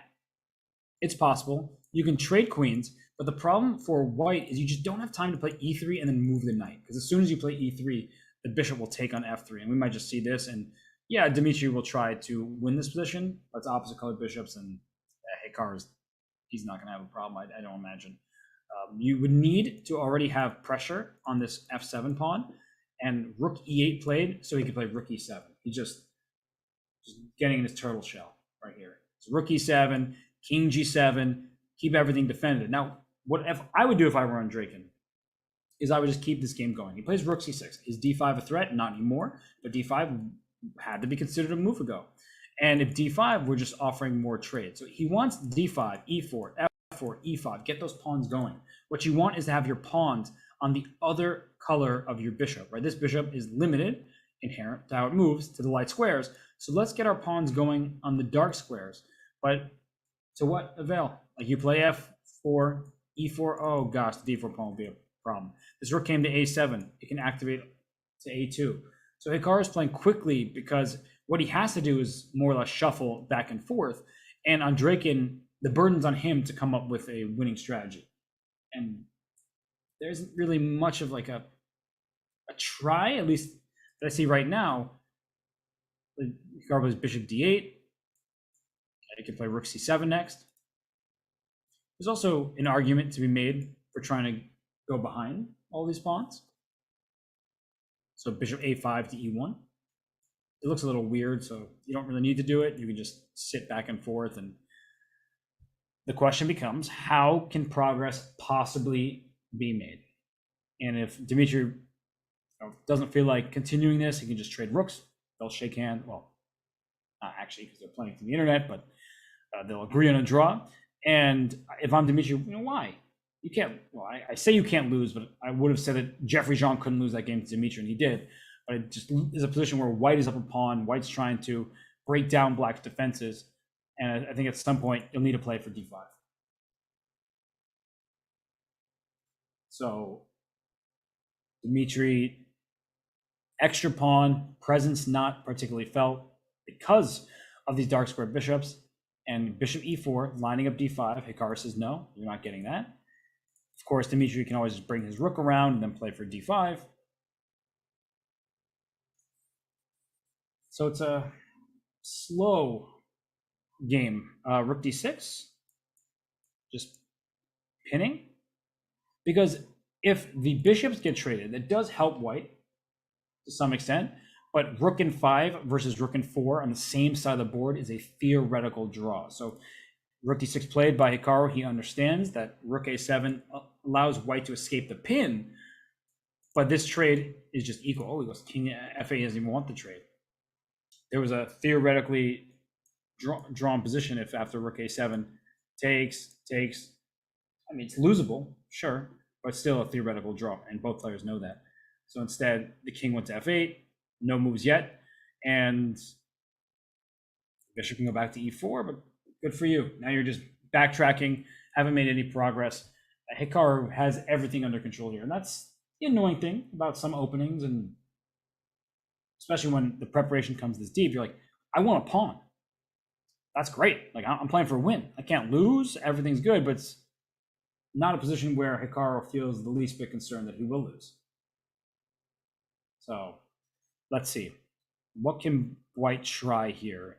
King e2, king d3, try to play for d5 at some point. Seems forever away. And bishop d6 followed by rook b8 is possible. You can just start with rook b8. And I'm wondering if when Andrekins can play d5. Because if you're going to play for when you need d5 to happen, and then if you can get your pawns to e5 and to f4, things like that, then you have legitimate winning chances. Like if this pawn is already on e5 and this pawn on f4, and I can play d5, then White's in business. But yeah, that's not really happening, is it? So Hikara is doing the right thing by spending his time right now, because you can make one really quick decision and then just lose the game on the spot. Or he could spend a minute or two and think, what's the most precise way to defend? What kind of construction do I need?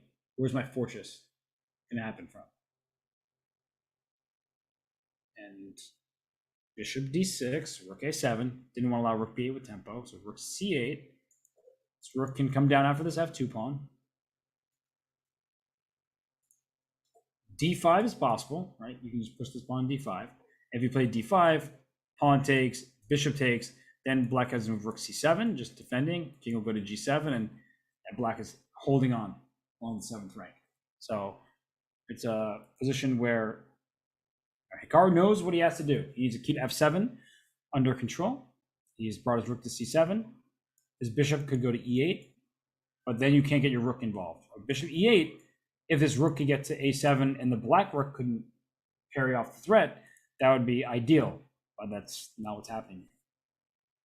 So bishop b4, opening up a check, opening up possibilities for this bishop to go to e1 and chase down these pawns from behind. Yeah, I feel like we're getting a bunch of maneuvering and no actual progress thus far. It's not for nothing, but it just feels like Hikaru's defense is stubborn, and it's also sort of obvious in terms of what he should do, because what he should do is nothing. He should just move back and forth until White tries something.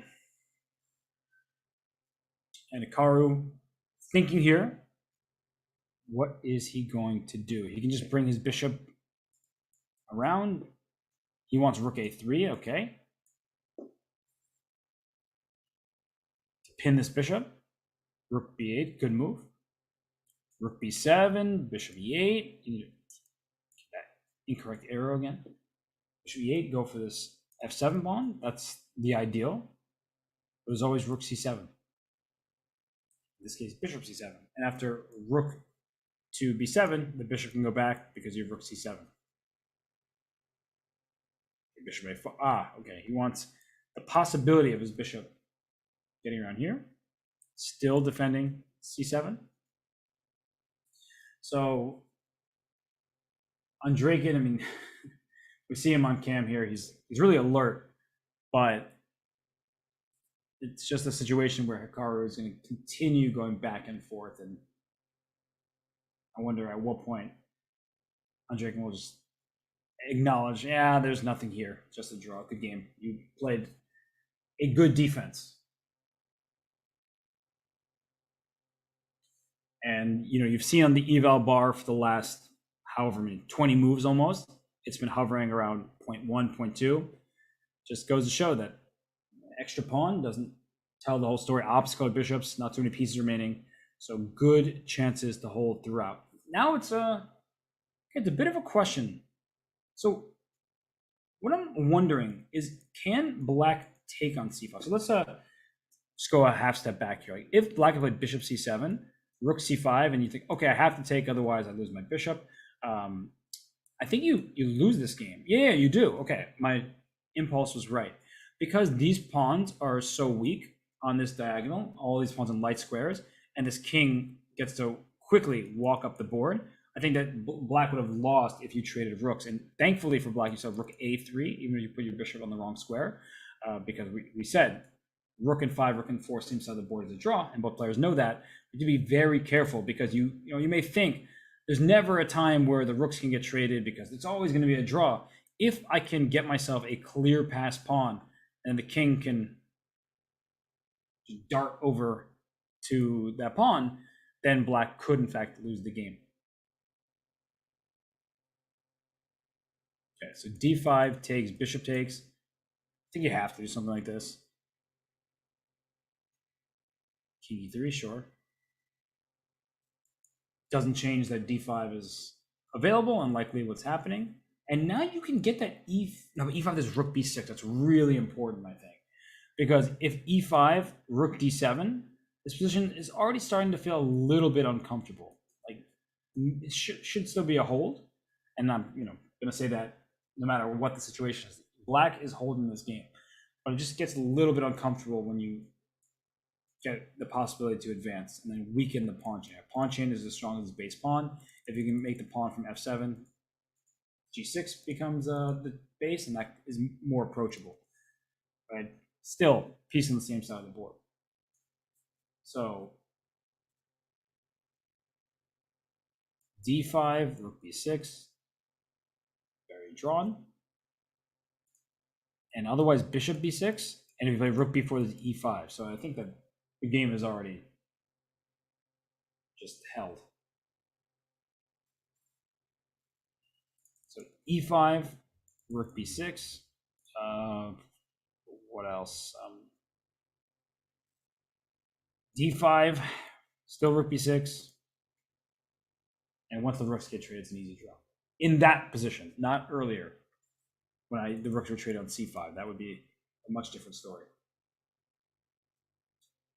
So, yeah, this is now a waiting game. And Dimitri, we almost lost sight of him. He's like in the lift and doing that Austin Powers thing where you get the visual of him, and then he just pretends like he's in the elevator. So, yeah, he wants to find a way to play on. That's the thing. He's looking. He's like, okay, if I move my bishop away first, bishop b6, that's kind of a problem. If I move my rook to b4, stop bishop b6 ideas, but I allow rook b6 still. I don't think he sees any way to stop the rook trade. So Andreykin is more or less just sitting there, breathing, and like, all right, it's a draw. What am I going to do in the Blitz game?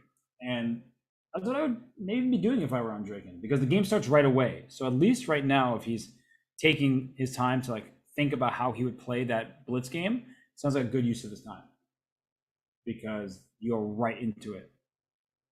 So this game looks locked up. It looks drawn. And just to show you, like, let's say put f3, bishop b6, rook b4. There's e5. That's the point I was making before. So you need to deal with the dual threats of rook and bishop to b6 because white is only up one pawn. And if you get pinned like this, you're going to lose that extra pawn and clearly have no chance to win the game. And otherwise, rook b6. So, yeah, there's nothing here. d5, you would hope for e takes and bishop takes, but d5, there's rook b6, forcing the trade, and that's a very simple draw. So on Draken, I have a hard time imagining he's actually thinking about this position. I think he just is relaxing. That's about it. There is no winning try here. This is looking as completely drawn as it gets.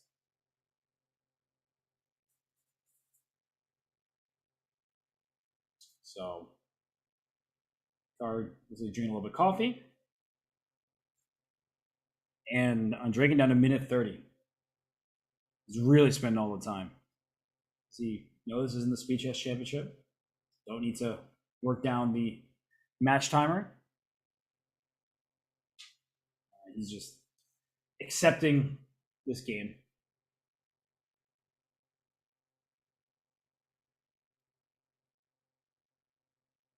Okay, rook b6, and wonder when the draw is going to be offered.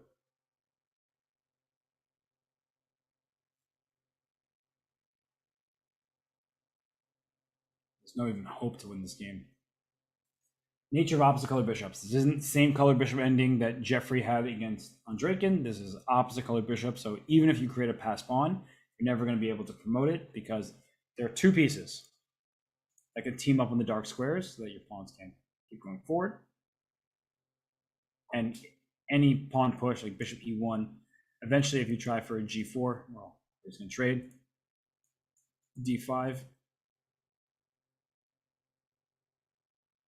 Trading is a non-issue, even f6.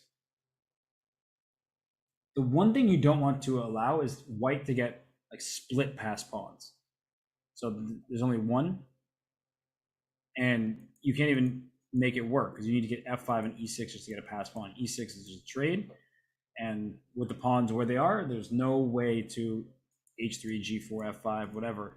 That would also just trade off all the pieces, so it wouldn't help. But the point is that with the pawns on these dark squares, you're not even going to be able to get a pass pawn very easily.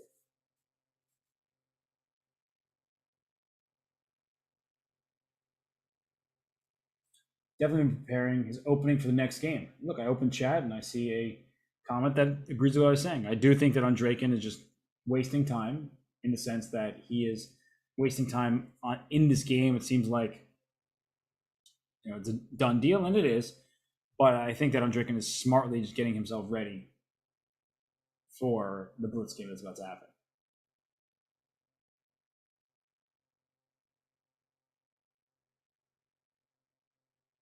How much increment in blitz is 3 minute plus 2 second increment. So you can see here in front of you the tie breaks. That one game of 3 plus 2, and then in that game, Hikara will get the white pieces. And you can check on d2 now, then go bishop e1 or bishop c3. You just attack whichever pawn's not protected.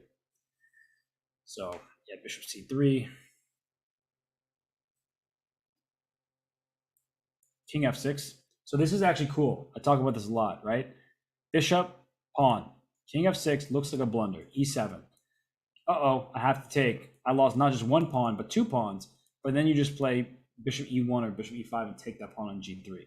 So you take, and then this is a draw because the black king just sits in the corner. And it says zeros because it's happening. I'm just looking at the side screen over there. It's exactly what's happening. And then you'll see precisely why this game is drawn. You can't kick the king out of the corner. You can stalemate it, as Demetrius did. He had a little fun at the end, but you can't kick it out. So the game ended in a draw. This is why I love mentioning bishop and rook pawn corner. They need a match in order to win, and that was a draw. Aha, knight d3. We're watching Carlsen Caruana in the 2018 World Championship. That weird knight d3 move, knight d5, knight d4. It's like the most ridiculous start to a game, and it's just sort of neutral, if you will. It's like no big threats. No, now there's a big threat of knight c7, but knight d4 is pretty sure the only move. Yep. He takes c7, king went to d8, d3. So takes here, takes, was this knight. Oh gosh. This actually is really complicated.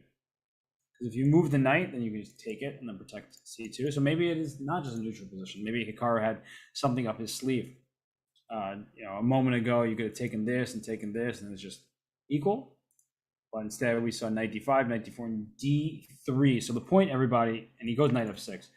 But knight c7, king to moves, and then you want to get c2 to get white's rook in the corner, just like white is getting your rook in the corner. So it's a very odd position, odd start to the game. Knight f6, gf6, it looks questionable with the bad pawn structure, but that was actually incorrect. Apparently, knight takes c7 check was in fact better for white, but that's really hard to justify in a quick little blitz game here. And Andreykin, look at that rating, 3073. Of course, Hikaru, 3182, absolute monster, but Andreykin, clearly no slouch. And with c2 now defended, white is going to be able to kick that knight away. Bishop g4 check, f3, knight takes f3. No? He says no. Oh, no, that would have been a blown. Knight f3 is h3, kicking the bishop. After bishop h5, g4, that's a common way to break these discoveries or pins. So it said bishop e6, a good retreat by Andreykin, and this semi-open g file could be very useful for black. So we don't like the double and isolated pawns, but anytime you have double pawns, it means that there's an open file. So the g file being open is good for black. You can castle queenside. You can play d5, you can play h5, you have all sorts of pawn pushes available to you. What you don't want is to allow white to get out of things, to like stabilize the position, coordinate, and then play against your double isolated f-pawns. That would be the worst situation. But f5 was played, there's bishop g7, using the diagonal, just mentioned pawn h5, push that one off the board. And I think that Hikaru, knight f4, very, very reasonable. You want to have a knight in front of the double isolated pawns, can't be kicked. Starting to look better for Hikaru. Slightly better position. Pawn structure is nicer. Knight h5 is the threat because if you go bishop e5, there's f4, trapping your piece. So rook g8, giving the bishop a square. c3 and d4, watch out for d5. I like the way that Hikaru is playing this. Knight e7, very reasonable reply by Andreykin. It's one of these positions that's clearly better for white, optically speaking, if nothing else. But how do you make progress? Like f5 is defended. This semi-open g file could be useful for black. Although I like that Hikaru's bring his king over to defend g2, so the knight is free to capture or to move at some point without having to worry about g2 falling. So what is black's plan here? I kind of want to gain space on the queen side, but if I play a5, I'll probably just play a4, and I don't think I've really gained much. b5, there might also be a4. a4 for sure. And then I think Dimitri might bring his rook over to b8 and play for b5. Strange position.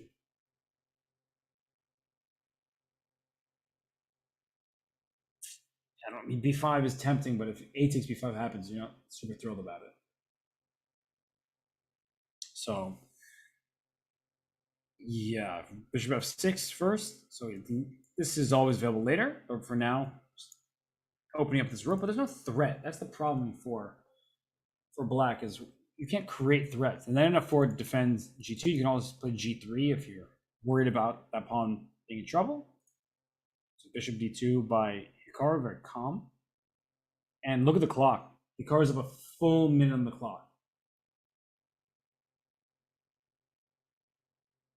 Bishop e3, so now the bishop is defended. Knight can move. Ooh, big decision there by Andrikin to take that knight and play knight to d5. So he's saying your knight at 4 was too strong. It was restricting my pieces. Let me take it. And is he going to try double rooks and go for the g2 pawn? Is that an option? No, he swings his rook over. I feel like these plans, I don't know how coordinated they are with each other. Like on one hand, taking that knight away from f4 and then moving over the queen side. Now this pawn's, I guess, the target. d5 takes, bishop takes, bishop f5 check, and then bishop takes h7. That steals a pawn. It does open up some files, which could be useful for black if you can get your rooks active, but your rooks aren't getting active with bishop on h7. Yeah, bishop will move back from h7. f5 does not trap the bishop. Bishop can go to g6 and then, or start with h4. Yeah, really nicely done by Hikara. Good spot. If the rook comes to h8 and the rook comes to g8, there's h5 to defend the bishop. It looks trapped, but it can get defended by the pawn. Okay, so rook c8. Now rook c2 is the threat. The a4 pawn is loose. I think good chances for Andrikin to hold this game. Rook c2 is a really annoying threat, and a4 needs defense. So like rook c1 may just give up that a4 pawn, and I don't think you're thrilled about that. b3 is a move that black's going to consider soon. And look at the clock, by the way. Hikara down to 50 seconds. So Hikara had a huge lead on the clock, and now it's down 45 seconds to 40 seconds. And Hikara's up a pawn, but we've seen Andrikin survive positions down a pawn before in same colored bishop ending, not his first time. And okay, no longer is Andrikin going to be down a pawn if he steals this one. So Hikara did this to take away c2, and white still has the outside pass pawn, which is great. I'm worried about the king on f2. Like, there's no checkmate or anything, but the king is going to be walking into checks and all sorts of things nonstop for the rest of this game. So rook a5, I actually love that move because there could be some sort of swing of the rook. King here. Where's the bishop going? Bishop e6 followed by rook g. Oh wait, rook g4. Rook g5. Bishop f3 wants rook g5. Where's this king going? Oh my gosh. I mean, it's not checkmate, but it's getting just annoyingly close. Let's put it that way. It's getting annoyingly close for this king. 20 seconds for Hikara goes rook h4, which was a blunder. Rook g5 check. And now what? Now what? That was not right. It was bishop d5? It was bishop d5. How could you blame him for going to c6? It's on defended square, putting pressure. But bishop d5 for some reason was better. And oh, we're seeing some moves. King h3. Oh, so you could have a check over here. It gave a little more flexibility. Okay, I see. All right, that makes a lot of sense now. The bishop coming. Bishop d5. Bishop d5. Oh goodness, bishop e6. You have to give up your rook. So that's why the bishop was supposed to go d5 in the first place. Now the king can just hop over to f6. The rook f1. King e5. Where's this king going? King f4. That threatens mate. That threatens checkmate. He has to play rook f1. King e3. Oh my gosh! Now rook f6. But maybe just push this pawn. I can't draw my arrows because this pawn can't go. The bishop is loose. I think that Andrikin's taking this one. I think it's actually quite straightforward now at this point. Takes b2, h6. You need to get your rooks behind the pawn. So rook g1. Okay. And what's d4? No, rook h1. Wow, what a cool move there. And okay, no rook h5. Where are you going? h7. Oh my gosh.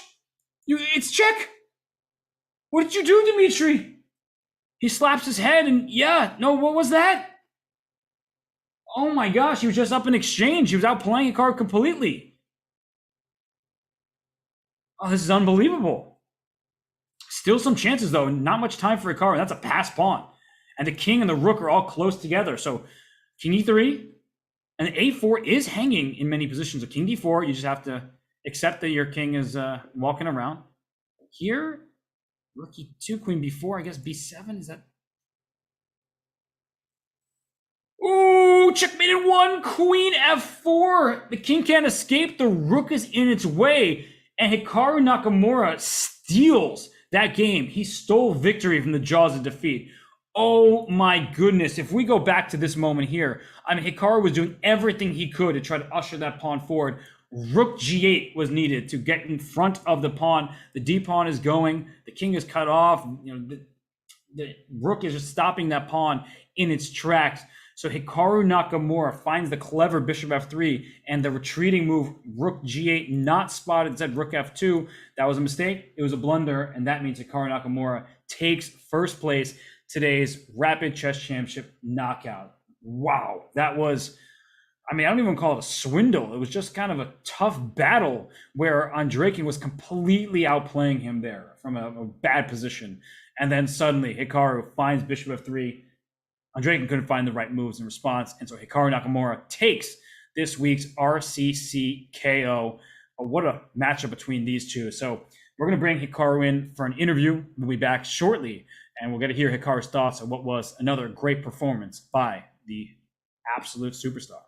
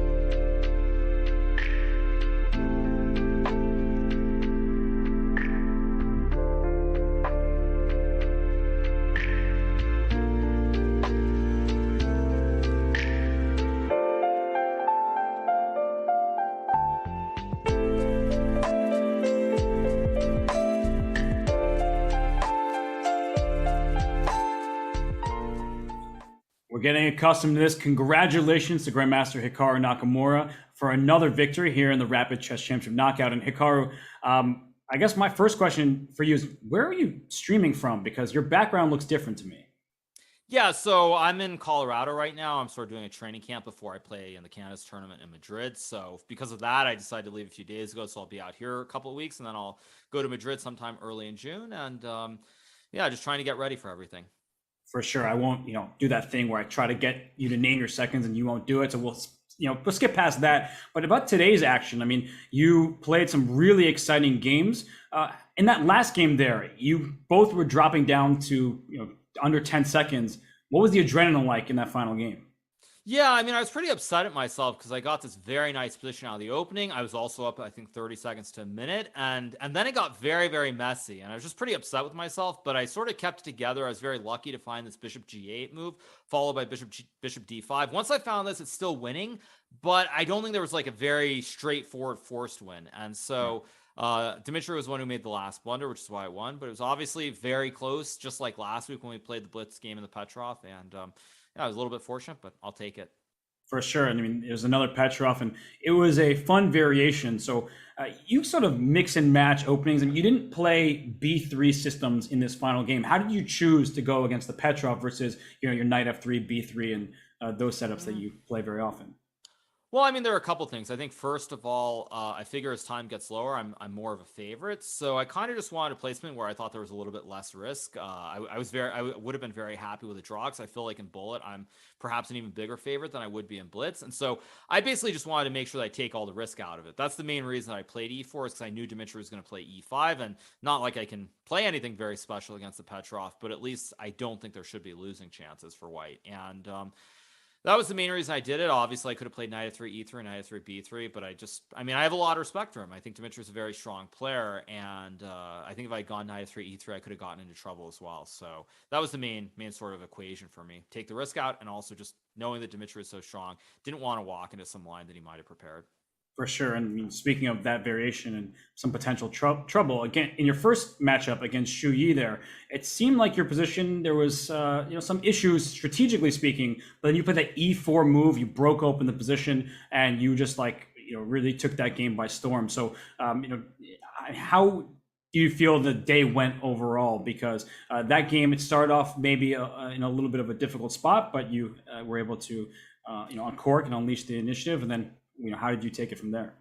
Yeah, I mean, I think that game is a pretty good reason of why I didn't play knight f3, b3, and e3 and all that stuff against Dimitri, because in a rapid game with more time, I think it's possible to find moves, but in Blitz game, all of Black's moves are very easy, whereas all of White's moves are not very easy. Like even when I played this committal F4 move and then I played E4 later, those are not moves that you can take 1 second and just play, whereas all of Black's are like this Bishop D5, Queen F5, H5, etc. You just play them instantly without any thought. So that was a large part of why I changed it up. Now, in terms of that game, I felt that my opponent was just perhaps a little bit inexperienced, which is why he played this Queen G6 move relatively quickly rather than using, say, 2 to 3 minutes to calculate Bishop takes E4, which I thought was the right move. But once he did that, I would say from that moment on, everything felt pretty smooth up until this final game, where it was very back and forth. But overall, I thought I played quite well. I thought the game against Pravian was pretty smooth, and I'm just very happy to win for a third week in a row.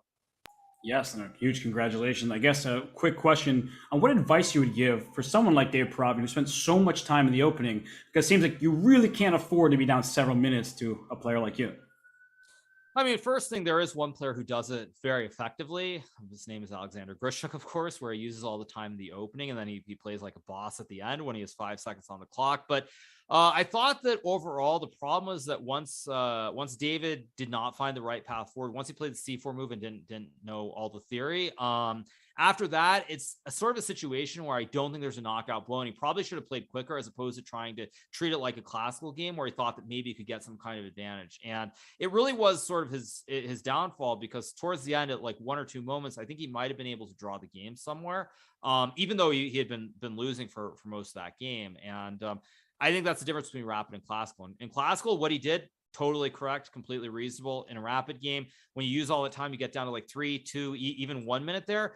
It's just too hard to be precise, I think. And if he had more time, he would have been fine. But that's really the big difference between rapid and classical, is knowing when to use that time and when you can't use that time.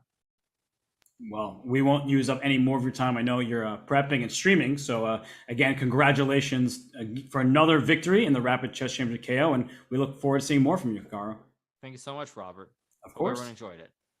We certainly did. And as we see here, the final bracket, familiar face in the middle there is Hikara Nakamura in Colorado, getting ready for the Kins tournament. What better way than to win the Rapid Chess Championship knockout? He wins the cool 7 $50,500 prize. He remains atop the leaderboard, as we can see after 15 weeks. We see he's played in 12 events.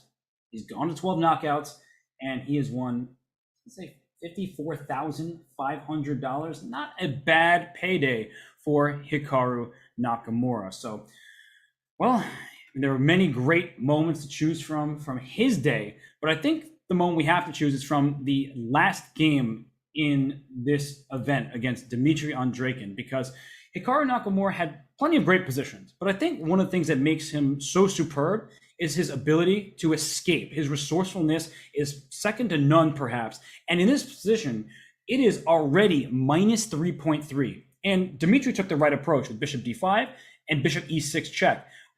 You have to take on e6. If the king comes up to h4, you're going to notice that this king is running out of squares. And so you see in this position, check, king h3. And after double check, that's a problem. Your king goes h4. You just lose this rook. Actually, there's something even nicer. I can take a rook and win, but rook h3, filling the square, followed rook g4 is check and mate. But that didn't happen, of course. Rook took on e6, king takes, and now it's winning for black.